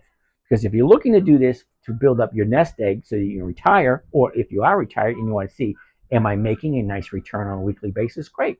What am I paying for it? What am I selling it for? How much is that return divided by the purchase price? That's my return for the week. Is that good? What are the odds and probabilities of me being back into cash on Friday? Because that's my goal. Buy it on Monday, be out on Friday. And then next week, it'll be something totally different. Maybe it'll be Dell. Maybe it'll be Intel. Maybe it'll be ExxonMobil. Who knows? It all goes. Now, I like when people ask me, well, how do you like your what's-a-what stocks? You know, your internet stocks. I say, well, fine. But, okay, all my decisions are based on the calendar. That's it. Okay? If we are in a certain week, I want to go 2 weeks out, and I look what popped up. See, this week, Johnson & Johnson, J&W, Key, and NEE. Those are the only ones I want to look at. I don't want to look at those. I don't want to look at those. Why? Because they're not up for consideration. It's not 2 weeks before the dividend. So I'm very strict with what I do, and I always keep it the exact. I'd like to keep it all the exact same. Every once in a while, I do stray. Okay? So, main question is, how often do they increase their dividends? That's question number one. Question number two, when are they paying the dividend? Question number three, how much am I making? Okay? How much am I making? What can I buy it for? What can I sell it for? Am I making my 1%? Now, if I do a 0.5% per week, that's still 24 to 25% per year. That's still good. Okay, but I prefer 1% per week. That's 50% per year. I can live comfortably on 50%. All right? Now, 2, 3. 4 is, do the numbers work? 5, where is it going to be next? Ooh, there's your 5. Okay? When is the dividend? I mean, do they consistently increase their dividends? When are they paying their dividends? What am I getting? What's the chart telling me? And where do I think it's most likely going to be in a week? That's the 5. All right, so let's answer some more questions.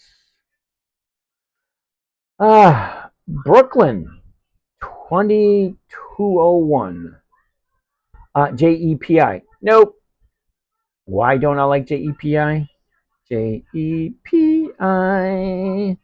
It's an ETF, number one.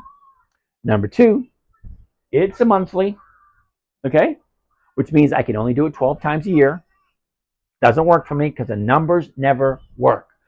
56.71, the closest is going to be the 57. The 57 is going for 15 cents, and I got to carry it for 4 weeks for 15 cents on a $56 stock. No. For a monthly to be profitable, okay, it would have to be 4%. Okay, what is 4% on a $56 stock? Well, it's over $2. And what are they offering? 15 cents. Yeah, that's enough. Another reason why I don't like JEPI. Let's go on over to Yahoo Finance. JEPI. Okay. Another reason is it's an ETF, electronically traded fund. To me, what does that mean? That means, you ready? I'm too damn lazy and irresponsible for my own money. Here, you do it. You're giving your money to a computer to trade for you. If you're okay with that, fine. But look at what the computer is giving you. The computer is giving you 7.34% for the year. This is Yahoo Finance. This screen here behind me is live on YouTube. So you can sit in front of your TV on your laptop and you can see all these little tiny numbers. Okay, all these little tiny numbers. Okay, total return year to date, 6.15. Account number one is at 30% for me. Account number two is at 69% so far since the beginning of the year. So ask yourself, do I want to trust a computer that gives me 7.34%, or would I prefer to buy good quality stocks, sell the options to someone else, spend 10 or 15 minutes a day to get a 50% return on my money?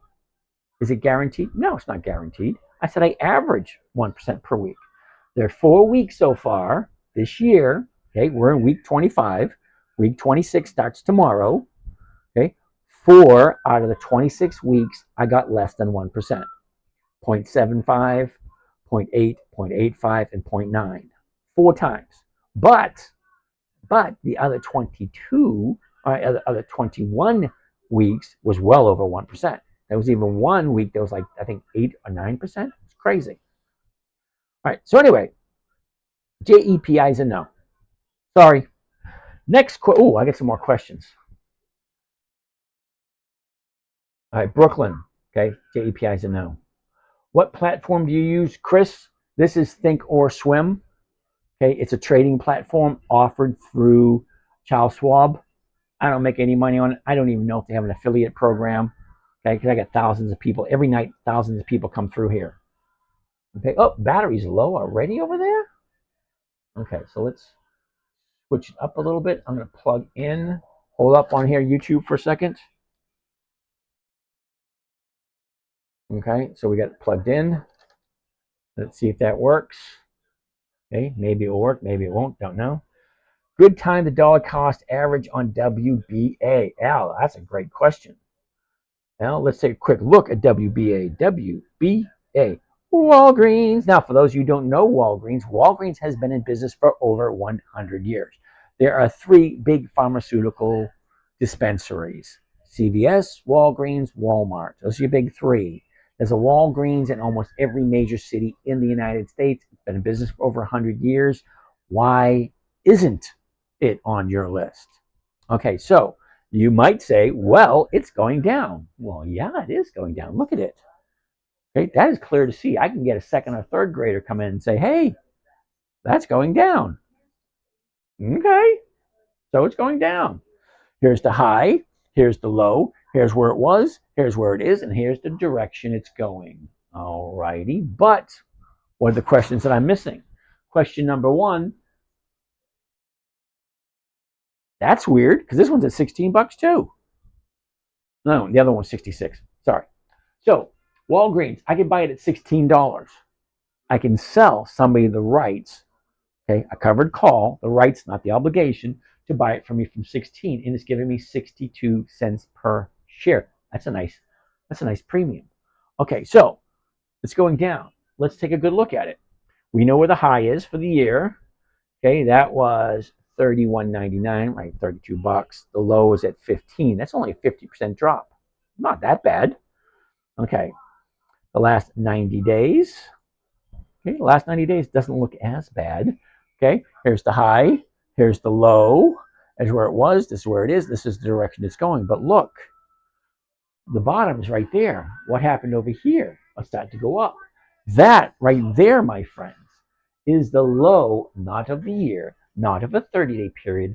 That is the low of a 7-year period. Now, someone told me this a couple of days ago that they've had Walgreens, and this is a 7-year low. So ask yourself a question. The company's been in business for over 100 years. Okay, there's a Walgreens in almost every major city in the United States. They're one of the 3 big drug dispensaries in the United States. Why would you not buy it? Now, if you're going to invest in the stock market, it's ideal to buy low, sell high. So here's the question. That's the low of a 7-year period. Do you honestly think you're going to get any lower than that? Probably not. That's the 7-year low. Okay, great. 7-year low was, let's exactly what was it? It was $14.62. All right, great. The last 20 days, last 30 days. Okay, here's the last 30 days. It's pretty simple to see. Okay, 30-day high right here. 4 days later, the 30-day bottom. Okay, she goes up, she comes down. She goes up, she comes down. She goes up. Now she's starting to come down again. Okay, because look where the high is right here. Look where she is now. She's closer to the high than she is to the low. So, and Thursday was a down day and Friday was a down day. 2 days to the downside. Okay, is that guaranteed? No, it's not. It's just the way the chart looks at this moment in time. It's not guaranteed. Let's take a look at seasonality. What does Walgreens normally do this time of year? Well, this time of year, okay, that's pretty plain to see. Look, okay, to the downside. Okay, that's the historical performance. That's not guaranteed. That's just what it do last year, the year before, the year before, the year before, for 10 years. Well, for the last 10 years, she basically goes down this time of year. Okay?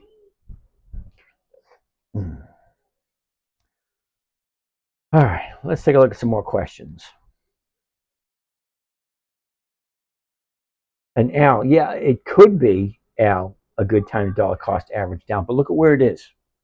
The last 30 days. It's your 30-day high, your 30-day bottom. She goes up, pulls back, goes up. Now she's starting to pull back again.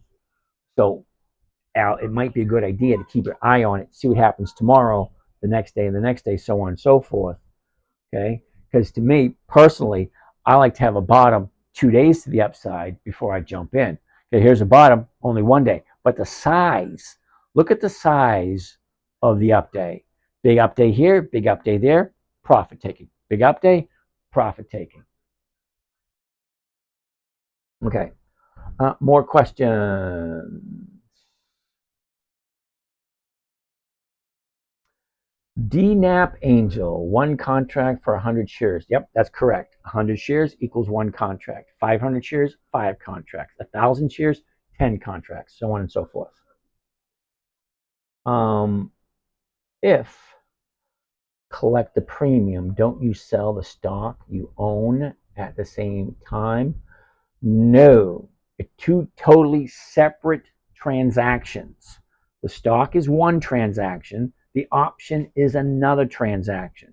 Then you have a dividend. That's a 3rd transaction. Okay, stock, dividend, option. Okay, 3 different things. Okay, so you buy the stock first. Okay, it's $16.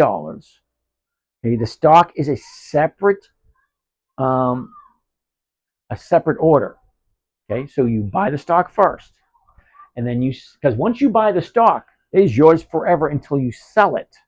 Now, if you sell an option at 16, collect the 62 cents per share, great. Now you've given somebody else, you sold somebody else the rights to your stocks, which means if it goes up over 16, they are going to most likely buy it. If it stays below 16, more or less, they're going to say, nah, I don't want it, you keep it. And then you go to the next week.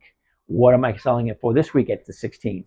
Because whatever happens, you will always, once you buy it at 16, it will always be yours, and that price will always be 16. Unless, of course, you dollar cost average down. If it drops down to 12 and you buy some more at 12, then you take the average between the two. That's your average price. Okay? So once you buy it at whatever price you buy it for, it is yours at that price. You have the right to do whatever you want. You want to hold it? Great, hold it. You want to sell it? Great, sell it. If you want to do a covered call, which means you own the stock, sell the option, collect the premium, it is your prerogative to do whatever you want. Now, if it's still a little unclear, there are a lot of videos on YouTube that explain in a little bit more detail about covered calls. It is one of the safest trading strategies there is. Okay, what do you think on Big I Coin? Okay, Chris, that's a big fat no. I don't do coins at all. Okay, L, I don't sell any, I don't sell any puts, but that's likely how I'm going to average down tomorrow. Okay, this list on this website somewhere, right, James? No, my personal list is my personal list. That only goes out to those that are subscribed as members of my personal trading group. Now, we have a personal trading group, meets every morning, Monday, Tuesday, Wednesday, Thursday. Friday, we jump in at 3 o'clock. Why? Well, because we do all of our trading on Monday.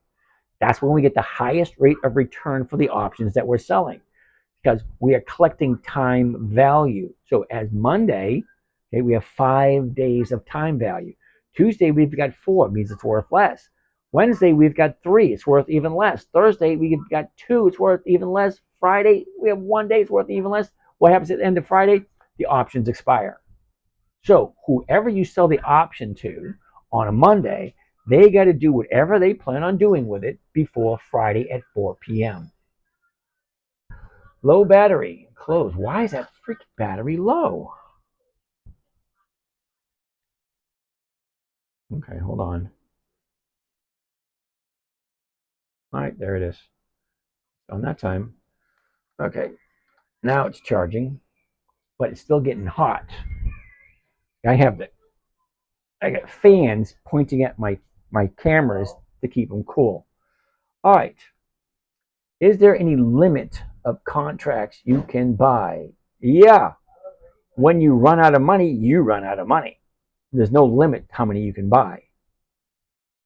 All right. Do you provide a list? Yes, I do. Okay. I only provide a list for those that are subscribed to the morning trading group. Every Sunday, I take I send out the link for the Zoom call in the morning. We do a Zoom call in the morning, okay, at 9 a.m. The market opens at 9:30. I do a podcast. In my podcast, I actually do my live trading. Okay, so after I'm done with my live trading on the podcast, we go over what's up for consideration for the week. And do they look good? Do we want to buy them? Now, I can't tell you what to buy and what to sell. That's not what I'm here for. I'm here to basically show you the numbers. Buy it for 16, sell it for 16, collect 62. Okay, here's the high, here's the low, up, down, up, down. This is where it is. Most likely, it's not guaranteed, most likely, where does it look like it's going to go? That's all I can tell you. Okay, you guys are responsible for who you want to buy and how you want to buy it and how you want to hold it. Terry Smith Sr., how are you doing tonight? I'm doing adequate. The reason I say adequate, I played some soccer today and somebody landed on my shoulder, the one I broke my collarbone on a couple of weeks ago. Okay, it's in a little bit of a pain today, but not as bad as it used to be. Okay, Picaris, if you collect the premium, don't you sell the stock you own at the same time? No. When you collect the premium, all you did is you gave somebody else the rights to do whatever they want with your stock. Okay? Now, you can't do anything with that stock because you sold the option. So, whoever bought the option has between from the time they bought the option until the time the option expires. Okay, so I do weeklies.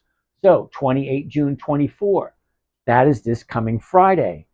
Right there, it says 5. There's 5 days left. 5 days of time value. So if I do it on Monday, I get 5 days of time value. Okay. If I do next week's 5 July, I have 12 trading days, 12 days of time value. Yeah, you get a much better premium here, but instead of holding it for 5 days, you got to hold it for 10 days or 12 days in this instance. So you see where the stock is now? To figure out where it's going to be in 5 days, that's, difficult enough. But try to figure out where it's going to be in 12 days. It makes it a little bit more complicated. All right. More questions. Daily essentials. Oil up them charts. All righty. Lex. Hello again. Closed this week at 1400. 7th week of this strategy. Well, Lex, that's awesome. Okay. Where's my cut? I'm glad for you, Lex. I'm glad it's working out for you. Would it be too much to ask for a testimonial? Okay. You seem to be doing well. Testimonial would be good. Okay, Terry, what stock is that? This stock right here is Walgreens, WBA. But Lex, seriously, I'm happy that it's working out for you. Okay, how many do you buy per week? I have 6 different accounts. Okay, 6 different accounts. So in one account, I have 6 positions. Another account, I have 3 positions. Another account, I have 2 positions. Another account, I have like 24 positions, so on and so forth. They're all over the place. But I only share 2 accounts with you guys. Okay, both the exact same strategy. One's all cash. One is a margin account. There is more risk to a margin account, but I do want you guys to see the numbers, to see what it is. Because when you're comparing apples to apples, that's great. Apples to oranges is a different story. Okay, so if I'm doing these trades in an all cash account and I'm making this, great. Doing the exact same trade, almost the exact same trades in a margin account, and I'm making this. Okay, so it gives you 2 different accounts to look at. Okay, each one averages more than 50% per year. What do I think of Ford? Simone, well, let's take a gander at Ford. Now, Ford is one of those companies over 100 years old. I bought a lot of Ford last year. Okay, not so much this year because the numbers aren't as good. Not as good as Macy's. Macy's, the numbers are just freaking ridiculous all year long. All right, so here's Ford. 1185. The 12s are going for 9 cents, not quite 1%. The 1150s are going for 37, but I'm losing 35 cents on the top, which means I'm only making 2 cents. Yeah, the numbers just don't work for Ford. Okay, not 1% anyway. Okay, so what is 12? What's 9 cents of 12? That's 0.75%. If you're okay with 0.75%, so it's 0.75%. If I buy it here, I sell the 12. Okay, I'm making 9 cents a share, which is 0.75. Well, 0.75 multiplied by 52 is not that bad of a number if you think about it. 0.75 multiply 52, because it's 52 weeks in a year. Ford has, that's 39%. That's almost 40% return on Ford by doing it every single week. Okay, Simone, that's Ford for you. What stock is he doing, people? Well, that was Ford we just finished up with. All right, Jamie, yeah, we did AAP a while ago. Advanced Auto Parts. We did that a little while ago. Picaris, if you collect the premium and sell the stock at the same time. Yeah, and I always buy the stock and sell the premium at the exact time. As a matter of fact, let's do one. Let's do one real quick. Just for the fun of it. We'll do Ford. Why not? Okay, first thing I want to do, now this is why I tell you this screen is live on YouTube. Makes it easy to see these little tiny numbers and this right up here, what I'm about to do right now. Because right now it's on the single option strategy, and once I change it to a covered stock, it changes all the dynamics. Okay, what does that mean? Well, I said that I liked it at $12, right? Well, here's the $12 right here. Okay, there's the $12 right there. See it? The strike price, $12. If I buy it $11.85, I sell some of the rights at $12. Okay, what am I paying for it? $11.76. Okay, so 1176. It automatically fills. Here's the order right here. See, I'm buying 1,000 shares. See, buy 1,000 Ford stock, debit, limit order. I want to change it to a market order because market orders get filled instantaneously. So if I did this now, it would fill first thing in the morning. Okay, so it's 2 orders in one. Okay, I'm buying 1,000 shares and I'm selling 10 contracts. Okay, buying the stock, selling the call, the 12 right there. Okay, market order. Now, let's confirm and send and see exactly what it sounds like. So every time this pops up, I always tell all my students is read it out loud so you can hear what you're saying. Okay, because many a times you'll look at it and your eyes will deceive you and you do something wrong. Okay, so I am buying 10 covered F100. That's the Ford 100s. Those are the weeklies. 28 June 24. That is this coming Friday. Okay, the $12 call / Ford stock at the market to open to open. Now, to open means you're opening a stock order and you're opening an option order. So, the stock order is by itself. You will always own that stock until you sell it. The option order is going to expire on the 28th, which is this Friday. So, next, what am I looking at? Well, here's my break even, 1174. That's break even. Okay, so as long as the stock stays above 1174, I'm going to be profitable. Well, where's the stock right now? Well, the stock right now is at 1185. Well, the stock doesn't have to do anything. It doesn't have to go up. If it stays exactly where it is, I'm still profiting. I love that. All right, so what am I making? I'm making $260. Okay, great. Let's bring out the calculator. Okay, it says my max profit, $260. Well, what is it costing me to make that profit? Okay, 11,746. Okay, I'm going to divide that by 11,746, and that comes to a grand total of, are you ready? 2.2%. Okay, is that right? 260, 11,746. Yeah, that's a 2% trade. Well, there's your answer for Ford if I do the 12. Okay, if I do the 12, buy the 10 covered, Ford at 12, the call and the stock at the same time to open, that's a 2% trade, 2.2 to be exact. Okay, so you wanted to see how what 1% looked like? Well, there you have it. Delete that. Let's go back to where we were. Move all this stuff around. Blah, blah, blah, blah, blah, blah, blah, blah, blah. All right, let's take some more questions. All righty. Terry Smith. Thanks, Jamie. All right, you're welcome. Blah, blah, blah. What do you think about Mara? Or we just, all right, Colleen? Is that right? Coffee, that's a coffee break. We already looked at Mara. We did. As a, like not even half hour or so ago. Oh, we're at 11 o'clock. On what part of Thinkorswim is EX dividend calendar? Ooh, that's a good question. Now, Simone, are you on your laptop or your television so that you see this screen right here? That way I can point it out to you. Okay, I need you to answer that question as I go through some of the other ones first. Picaris, when you collect the premium, do you sell the shares you own at the same time? No, you don't. You continue to hold the shares until they either get called away or you sell them, one or the other. Hola, amigo. Might as well. Sarah. What's a good entry?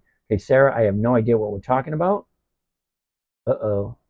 I missed a lot of these questions. James, how far out are you placing the sell? I'm doing it right at the money. If I'm buying it at 1185, okay, I'm doing the closest strike price. The closest strike price to 1185 is the 12. Okay, the one earlier we looked at, we were going to buy it at 16. The closest strike price is the 16. That's where you get the highest rate of return. What's your name on YouTube? The 10-Minute Trader. Now, thanks for that, Al. Blah, blah, blah. All right.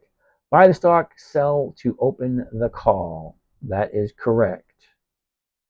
Do Mueller Industries, MLI. Joe, I've never heard of them. MLI. That's a no. Okay, let me explain to you why it's a no, Joe. It's a monthly.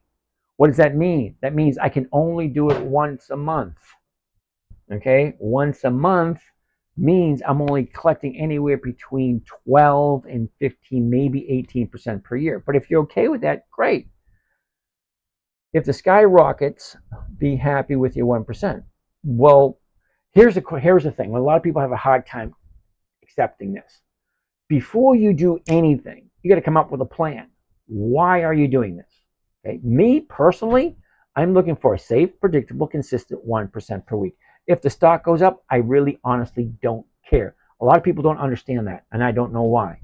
If it's at 56, 68, right, and I'm doing the 55s, if it goes to 60, 80, 100, I honestly don't care. I'm only looking for that safe, predictable, consistent 1% per week. I'm not looking for capital. I'm not looking for stock appreciation. I'm not looking for the stock to go from 55 to 75. I honestly don't care. I want 1% a week. 1% a week is over 50% per year. Now, stocks go up, they go down. They go up, they go down. Up, down, up, down, up, down, up, down, up, down, up, down, up, down. That's all they do. They don't come to your house, wash your dishes. They don't take the dog for a walk. Okay? They don't leave little candies on your pillow while they make your bed. Stocks don't do anything other than go up and go down. Go up and go down. Go up. We can take a look at any time frame. Okay? Look. She went up, pulled back, up, pulled back, up, pulled back, up, pulled back, up, pulled back, up, pulled back, up. That's all they do. They go up, they go down, up, down, up, down. So you need to figure out in your head what you want out of this exercise. Okay, do you want a safe, predictable, consistent 1% per week? Great, fine. If the stock goes up, fine. I'm happy for whoever bought it. Good for you. I need people like you to consistently make sure stocks go certain directions. Okay, and it enables me to get that premium, which is over 1% on a weekly basis. But MLI, I don't like it because it's a monthly. Look, 59.90. I'm buying the 60s. The 60s are giving me what? 0? It's not correct, but let's take a quick gander at it. Okay, it's between 48 and 95. Okay, this is not very accurate because usually between the bid and the ask on an option, it's anywhere between 5 cents and 10 cents. Well, this is a big spread.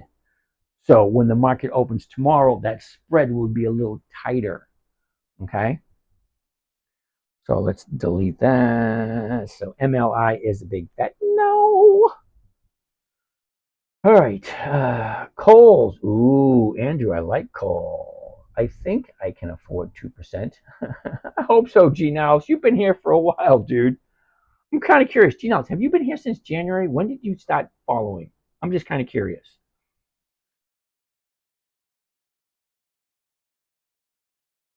All right, Coles. First thing I want to see, 23 is what I can pay for it. Okay, what's the 23 going for? 43. Well, that's more than 1%. Okay, okay, more than 1%. Well, look at the chart. The high, the low, where was it? Where is it? What direction is it going? It's almost going, I hate saying sideways, I really do. Okay, but let's take a look at the numbers. A year ago, 21.72. The high, looks like we have a triple high. Check it out, triple high. Back here in August, 3 times here in December, and again in the beginning of April. So that is your resistance, because apparently we, the people, the buyers and sellers, we don't think this is worth 30 bucks. Because if it was worth 30 bucks, it would have hit $30 this year. 3 times, well, 4 or 5 times it tried to hit 30 bucks and it didn't. That means it's not worth more than $30. Okay. Where's the bottom? We got a double bottom at 1773. So we know where the bottom is. We know where the top is. Where is it right now? It's at 2287. All right, last 90 days. Check it out. The high, the low, where was it? Where is it? What direction is it going for the last 90 days? That's the last 3 months. Okay, the last 30 days. This is one thing I like to point out to people. Hold on a second before I do that. Okay, here's your previous 30-day bottom. Okay, you ready for this? Here's your previous 30-day bottom. She went up, she came down, went up, down, up.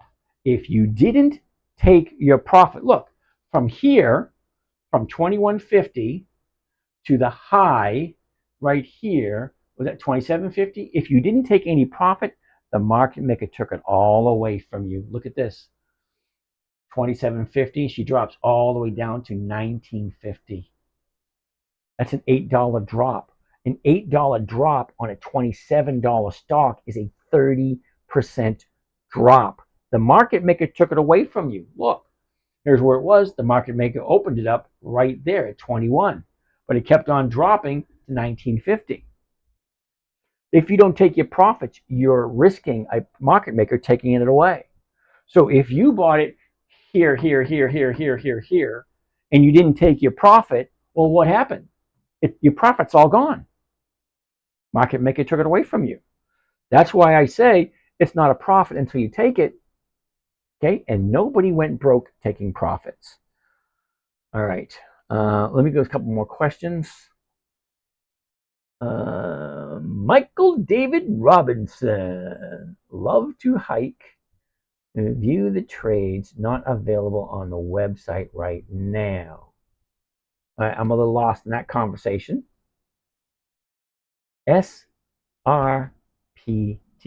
Now, Balbo, usually when I go, what the heck is that? Usually it's a no. So let's do it and see if it is. SRPT. Okay. Something Therapeutics. Okay, it's at 160. It's going to be a fat no. Okay, not that I have no idea what the dividends are, but here's why it's a no.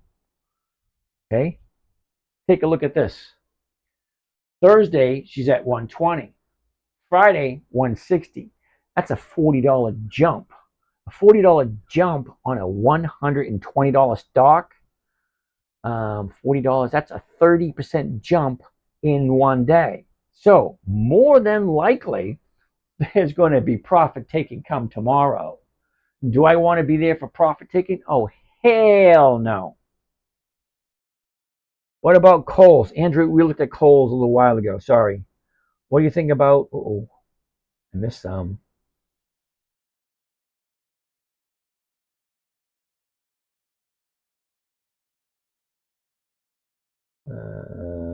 Missing some of these questions. There you have to adjust the strike price against blah, blah, blah. Yep, okay, that works. That works. I'm getting it more, 1% minimum, and if it stays in the money, you collect more. Well, all right, user 1922. That's good. What's the backup plan if it falls? More calls until it goes up. That's exactly the backup plan. Let me give you a quick little for instance. You ready? A quick little for instance. Let's throw in JNW. Here we go. whoops. JWN. All right, JWN.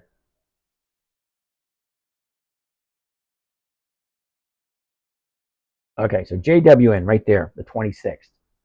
Okay, hypothetically speaking, this is all hypothetical at the moment. Hold on. JWN, it's paying a 19-cent dividend. Whoopee deal. Whoopee. Okay, so if I'm looking at it 2 weeks prior to, okay, 1, 2, on the 8th, I want to get it on the 8th. I collect a premium. Okay, if I'm out this week, great. If not, I do it again this week. I sell another premium. That's 2 weeks in a row, 2 premiums. If I'm above, if I'm out, great. If I'm not, I will do it again. That will make 3 premiums. And then what happens on Friday? The dividend. Premium, premium, premium, dividend. What's the dividend? The dividend is 19 cents. What is the premium on this stock? JWN 2140. You look at the 2150. Check it out. 2147. The closest one's going to be the 2150. That's 27 cents. That's over 1%. Okay, so let's take a look at it again. You ready?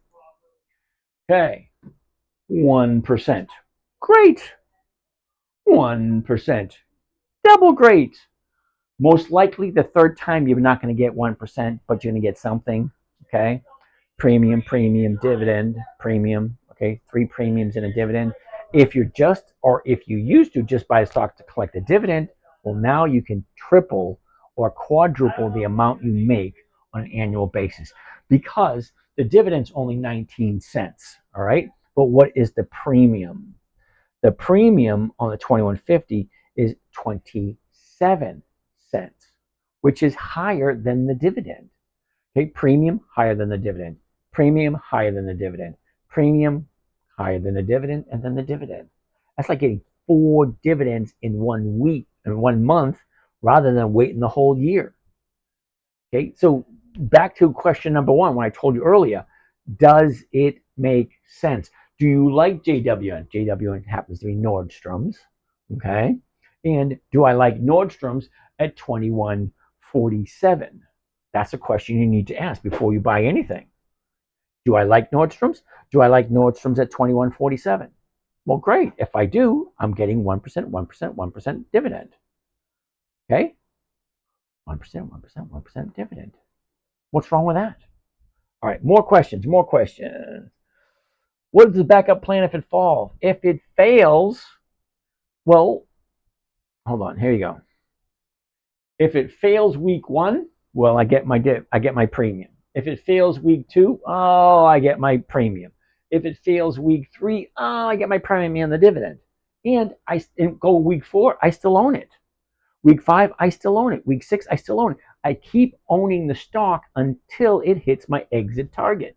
Now, if it keeps dropping, then I lower the premium that I sell. So if I'm buying it at 2147 and I'm selling the 2150s and the stock drops, okay, well, maybe I'll sell the 21s. If it drops even more, maybe I'll sell the 20s. Okay? If it drops even more, maybe I'll sell the 18s or the 17s. However, I have to continuously make some money on my position. Now, when the stock does drop, okay, I don't want to be too close to the money. Okay, so if the stock drops down to 17, all right, I want to be 3 to 5 strikes out. So if and when she turns around, goes the opposite direction, I'm not caught short in selling it for less than I paid for it. Okay, remember rule number 2, never sell at a loss. Okay, 1922, I hope that makes sense. Are you worried about the banks collapsing with your funds? Jessica, my funds, 98% of all my funds are in the stock market.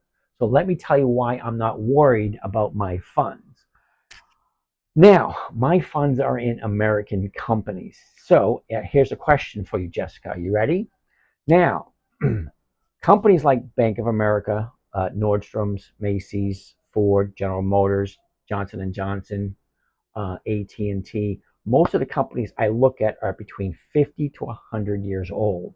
So what has happened in the last 50 to 100 years? Okay, World War I, World War II, Korea, Vietnam, stock market crash, the Great Depression, Y2K, the dot-com bust, the oil embargo in the 70s, the stock market crash in 87, Afghanistan, Iraq, Iran, the Contra crap, the Bay of Pigs, the world stopping, what basically with COVID, the financial crisis in 08.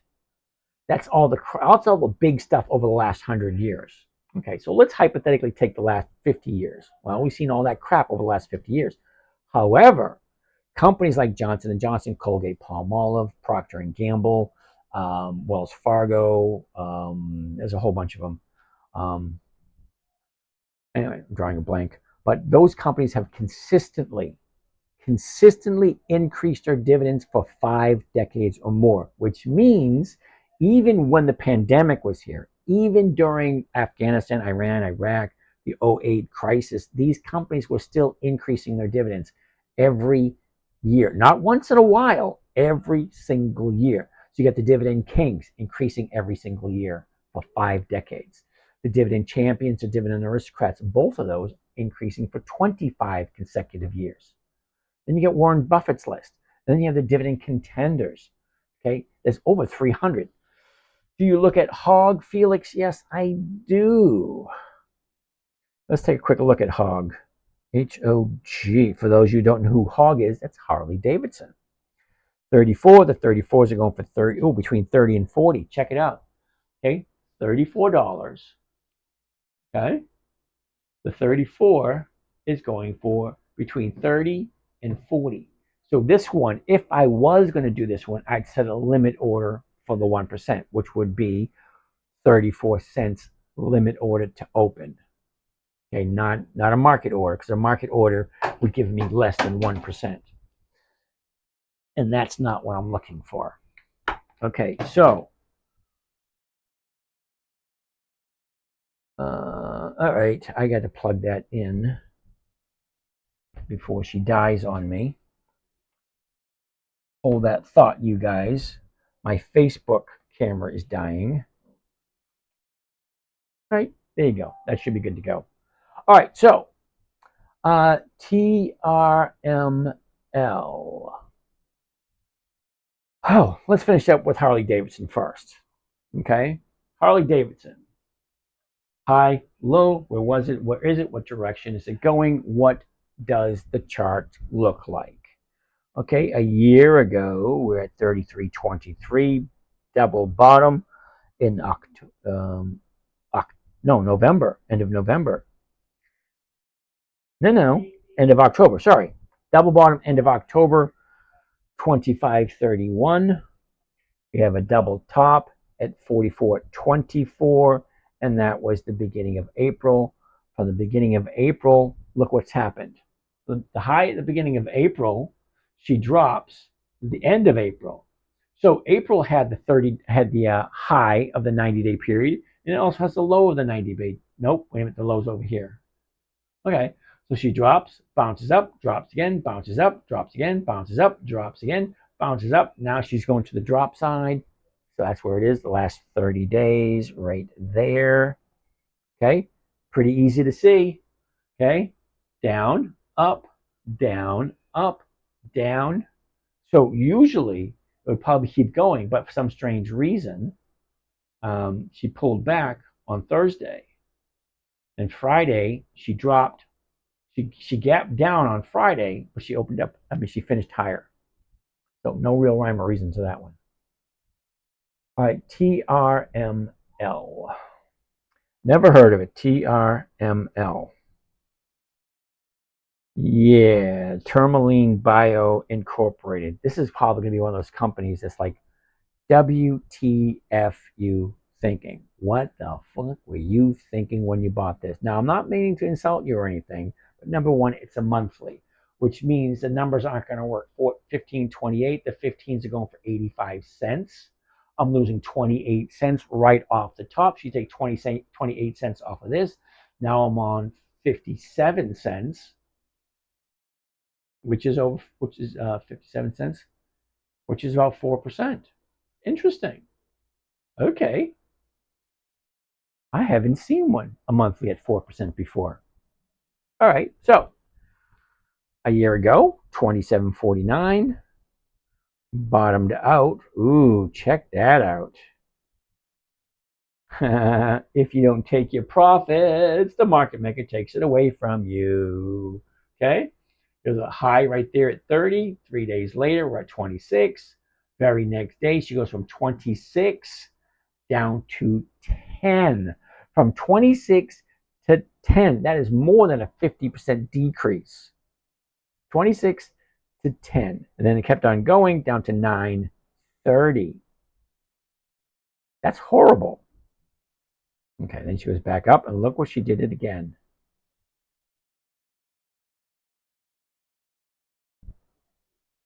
Okay, check it out. She did it again.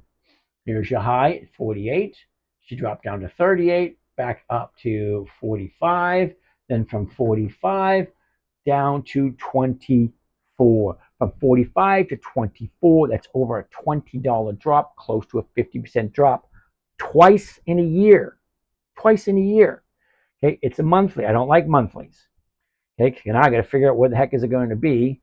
What was it? TMRL? TRML. TRML.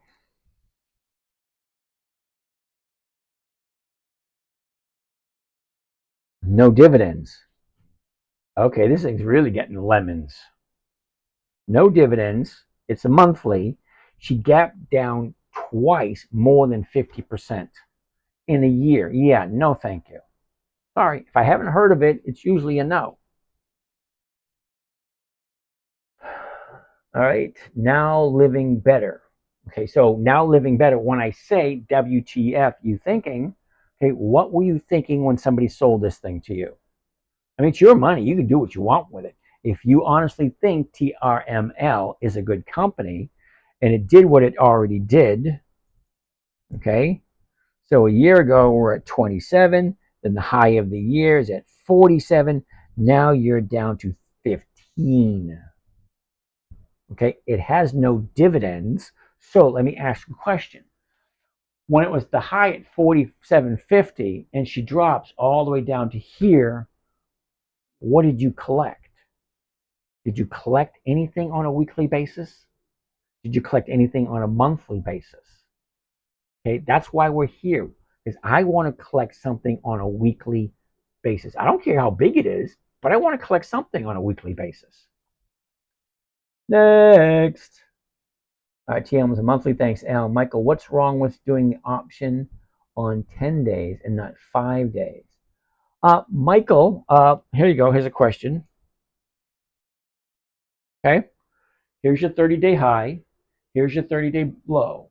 Okay. 30 days ago, we're right here. She goes down, up, down, sideways, down right here. New 30-day bottom, new 30-day top. Okay. Now she's down 3 days, kind of to the upside. Okay. Great. Where's she going to be in the next 2 weeks? I don't know. But hypothetically speaking, I wouldn't do it because it's too close to the high and kind of like smack dab in the middle with no direction. So hypothetically, she should be coming down because you get 30-day high here. But she dropped, back up, back down, back up. Yeah, where's it going to be in 10 days? It's easier to figure out where it's going to be in 5 days, Monday through Friday. That's easier than 10 days. Okay, and if you do a 10, hold on a second. Okay, this is AT&T 1838. 1838, 1850 is 12 cents. Okay, 12 cents. That's 1 week. 2 weeks, 1850, it's at 16 cents. So the numbers just don't work because you figure twice as long, it should be twice as much. It's not so. See, it's 12 cents here, which is less than 1%. And it's 16 cents here, even less, still not 1%. Okay? So if I'm going 5 days out, yeah, I'd like to get my 1%. If I'm going 10 days out, I'm going to get 2% or more. But it's not always the case. Okay? That's why I like doing weeklies, because it's easier for me to figure out where is it going to be in 5 days as opposed to where is it going to be in 10 days. I'm looking for another right here. Okay, I got another phone that's going to go belly up. Let's plug that one in. All right, there we go. That one's plugged in. All right, so let's continue with the questions. Okay, Michael, I hope that answered the question. What platform are you using? That's Thinkorswim. What's my favorite dividend stock? That would be Macy's. Recording, okay. But Michael, wait, what's Michael saying? Why are we blocking Michael? It's a recording. What's a recording? It's a recording. Why would you say, is this recording? No, this is, wait, actually it is. It's on YouTube. Okay, this screen here is live on YouTube and the YouTube channel. Okay, so I have 2 YouTube channels. Both are recording, so you can go back and look at this later. Okay, but my disclaimer is I'm a nobody. I'm not giving any suggestions. I'm not giving any recommendations. What I'm saying is what the numbers are on the charts that are available anywhere you can see them. The end of the last day is the last day. The bid is the bid. The ask is the ask.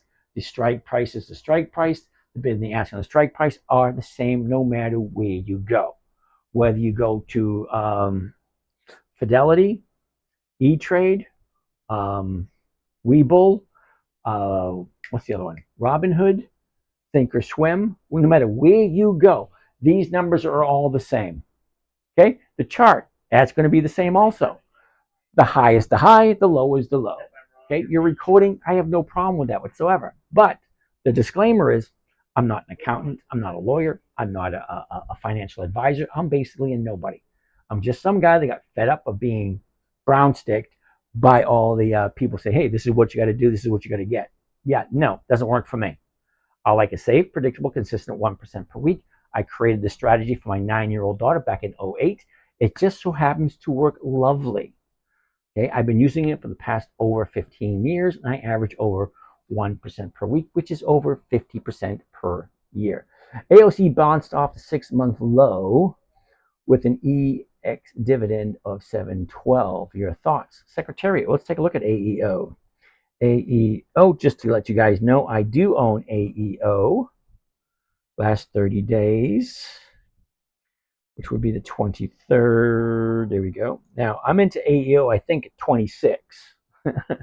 Okay, just in case you're wondering, I own AEO at 26.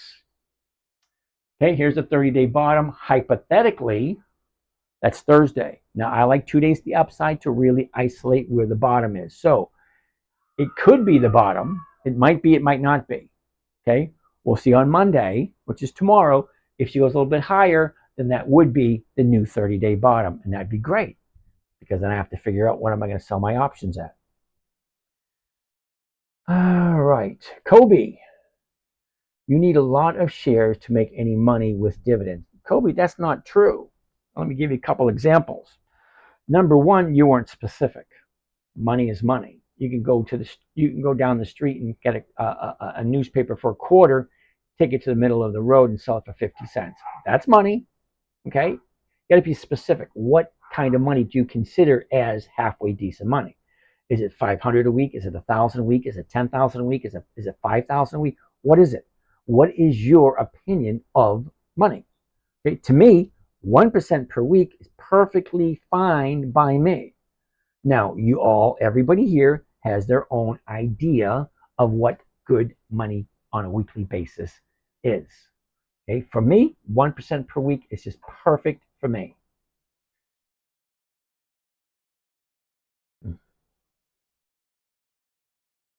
FedEx. Jimmy wants to see FedEx. Michael, you asked 3 or 4 times if it's a recording.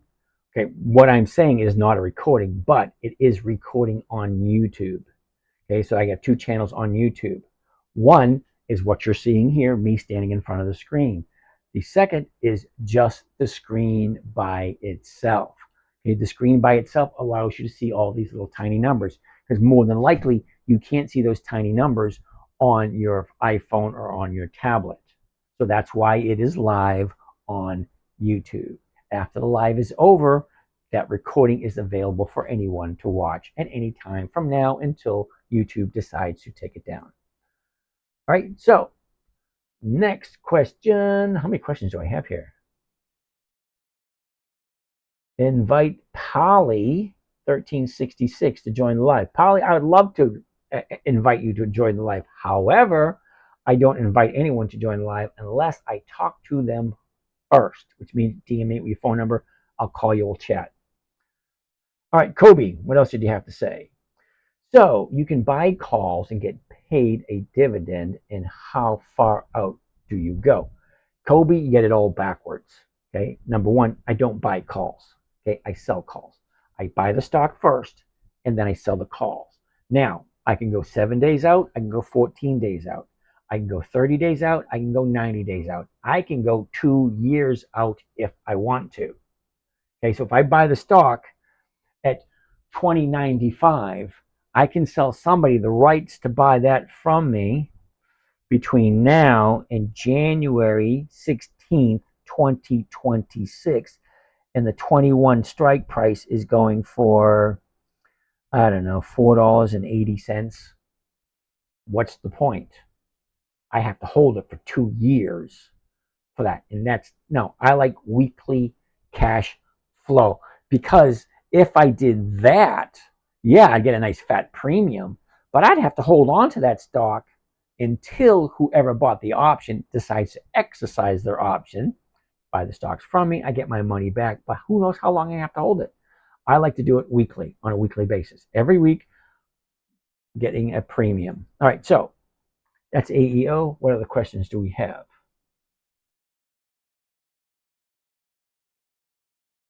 All right, your residence.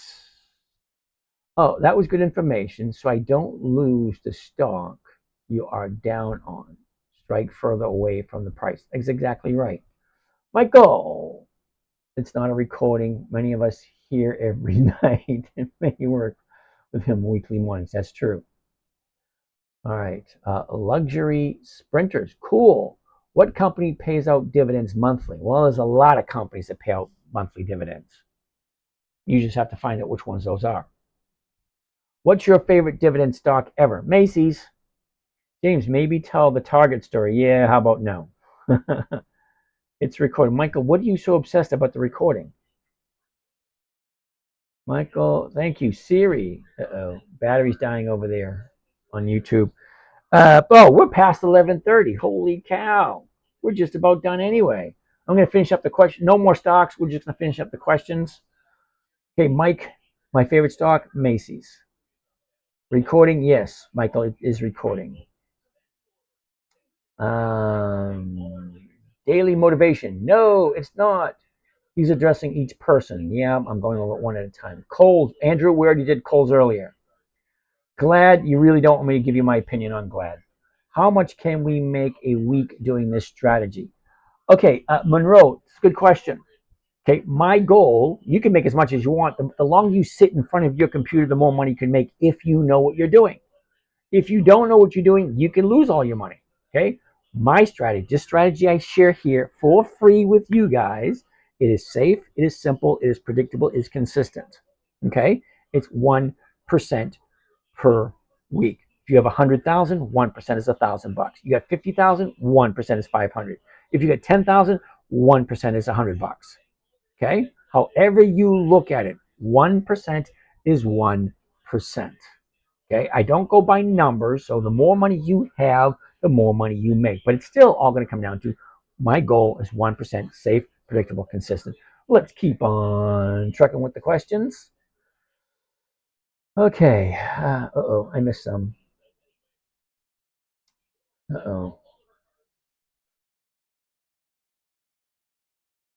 1% per week, target. Okay, all right. Paul, so to make it worthwhile, you have to buy how much stock? Okay, Paul, I honestly can't answer that question for you.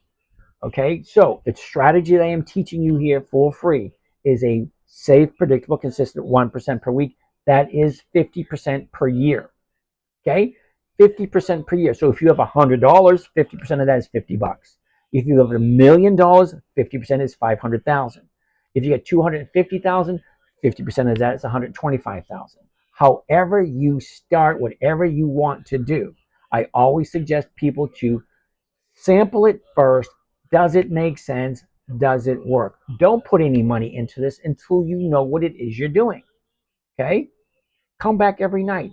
Ask yourself the question. The main question you should take away from this is, Does it make sense? That's it.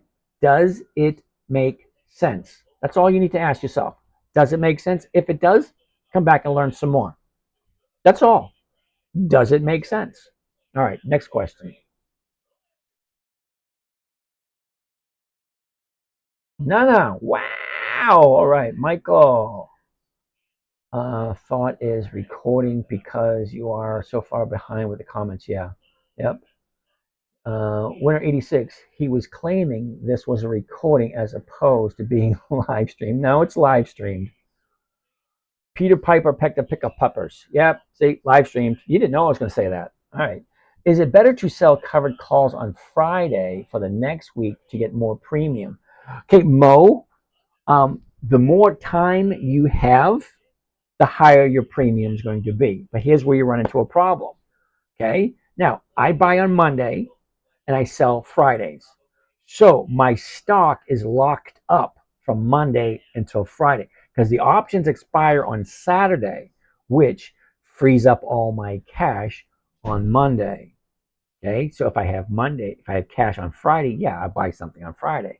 But normally it doesn't work that way for me anyway, because I buy on Monday, I sell the premiums, I collect the premiums, sell the options, and then that stock is locked up until the option expires or somebody exercises the option, one or the other.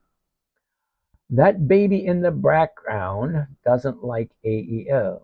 Okay, there's no baby in the background. Sorry. So $100 per thousand, per 10,000. Yeah, 1%. Mo, I will do that often. Okay, Wade. Mo, sometimes I will roll the following Friday. Okay. Look at GBTC. Okay, Mike, I'm going to say no because I've never heard of them. Okay, now I've been doing this for 20 years. If you're saying a stock that I've missed, okay, yeah, highly unlikely. And GBTC has no options. That's a no. It is live. La la la la. All right.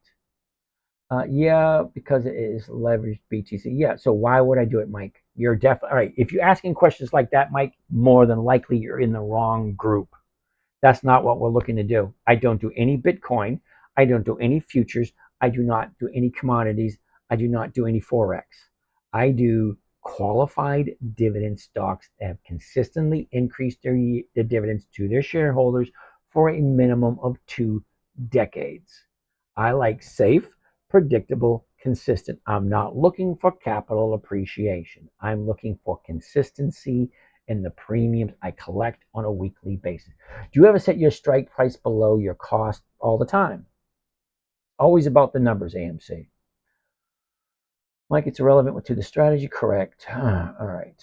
Paul. So you need to have 50,000 invested weekly to make it worthwhile. Okay, see, Paul, I honestly don't know what you're talking about. Okay, because that may be you. I live comfortably off of what I get. Okay, if you think you need $50,000 to make a decent amount of money, well, that's your goal. Okay, now a 50% return is not something you see every day. So you got to figure out what you want. If 50% per year return on your investment is not enough for you, you're definitely in the wrong place. If you're looking to make a huge amount of money right off the bat, you're in the wrong place. This is not for everyone. I'm 60. I'm retired. I don't want to work if I don't have to.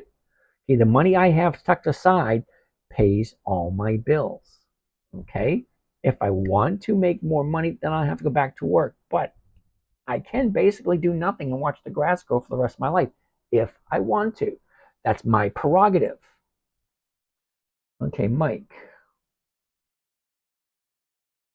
L account. Well, with this strategy, you get 1% a week. With GBTC, you leverage out 13% a week.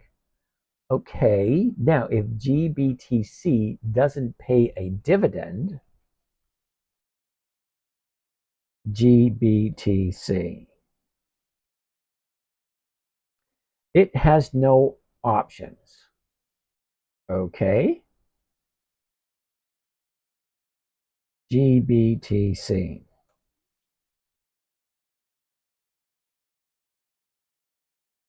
It has no yield. It has no dividend. Explain to me in a manner in which I will understand completely. It doesn't have dividends. It doesn't have options. So how am I making money off of GBTC? Okay. Now, take a look at the numbers. Okay. A year ago, she's at what? 16? She shoots up to 65, which is a couple 100% return, pulls back, shoots back up, pulls back. Yeah, you're not tickling my fancy at all. Okay, there's no predictability, there's no consistency, there's no I'm going to make money if the stock goes down. There's none of that. So why would I be interested in this? I'm kind of curious. Because when I tell you I want safety, simplicity, predictability, and consistency, and this doesn't have it. So why am I looking at it? That makes sense? The strategy can be implemented with as little as $1,000. Yep, that's correct. AMC, if your stock is up, why not sell on Friday and roll to next week? It's not always that easy, AMC. Plus, you invest and forget about it, unlike his strategy. All right, well, Mike, you're speaking a language that doesn't belong here. Okay, now I don't buy anything and just leave it alone. That's not what I'm here for. I'm here for simplicity, safety, predictability, and consistency. I'm not looking to buy something and have it go through the roof. That's not what I'm doing. If that's what you're looking for, you're in the wrong place. Okay, now I like having people coming and asking me questions, but you're asking me questions that get nothing to do with what I am trying to teach. Okay, safe, predictable, consistent 1% per week. If that's not good enough for you, you're definitely in the wrong place. Okay, I missed some more questions. All right, Mo, good night, everybody. 600% per year. Plus, you invest, forget it. Yep, unlike this one, that's correct. Neil, blah, blah, blah. Romeo, everyone has a different goal. 1% is 2%, whatever. Hey, the Patriot. Hi, AMC. If your stock is up, why not sell on a Friday and roll it the new week? Well, because AMC, when you sell a covered call, you can't do anything with that stock until it is released from the contract of the call option. A call option and a put option are contracts, legal, binding contracts. So if I buy a stock, AT&T at 1838, which is what it's at now, 1838, I sell someone right at 1850, and it shoots up to $20. Well, if the stock shoots up to $20, the option is going to shoot up also. So I would have to buy the option back and then sell the stock. And by the time I do that, I'm breaking even anyway. Okay? So it's all about the numbers. Hey, chill out. Freaking dogs. All right. Couple more questions. Victoria. Yep. That TV is loud in the background. Yep. Sorry about that. Mike, 600% a year. Good for you. Good night, everyone. AMC, if your stock is up, why not sell? Yeah, we already talked about that. Is Macy's going bankrupt? That I couldn't tell you. Heard of NNET and SCT? Nope and nope. Paul left the chat a while back, I believe. Okay. Hey, no. Hey, long time no here. Why naughty? Nice if you just show up, dude. Haven't heard from you in a while. Why naughty hates quit returns. Okay. This man is very smart. Thank you, Wainani. SSPC. Come on, you know better than that. Rite Aid closing down. Yeah, well, Rite Aid's not on my list. Damn, still going. Hey, good. How you doing, man? And I think that's it. That's all the questions. Great. You guys have a great time. For those of you guys, I'll see you in the morning. I'll see you in the morning. For those of the rest of you, I'll see you again tomorrow evening. Same bat time, same bat channel. Some of you might get that. Some of you won't. All right. Bye on Instagram. See you later. Bye on Facebook. See you later. Bye on TikTok. See you guys later.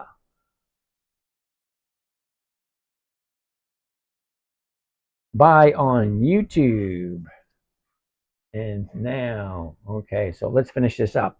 Alrighty, ladies and gentlemen, this is James from Dividend Stock Talk, brought to you by the 10-Minute Trader, where I invest in dividend stocks for weekly cash flow using that safe, predictable, consistent 1% per week for a safe, predictable, and consistent return. All right, so we're done there. And we're done over here. And we're done there. And we close down this one right there. We stop streaming.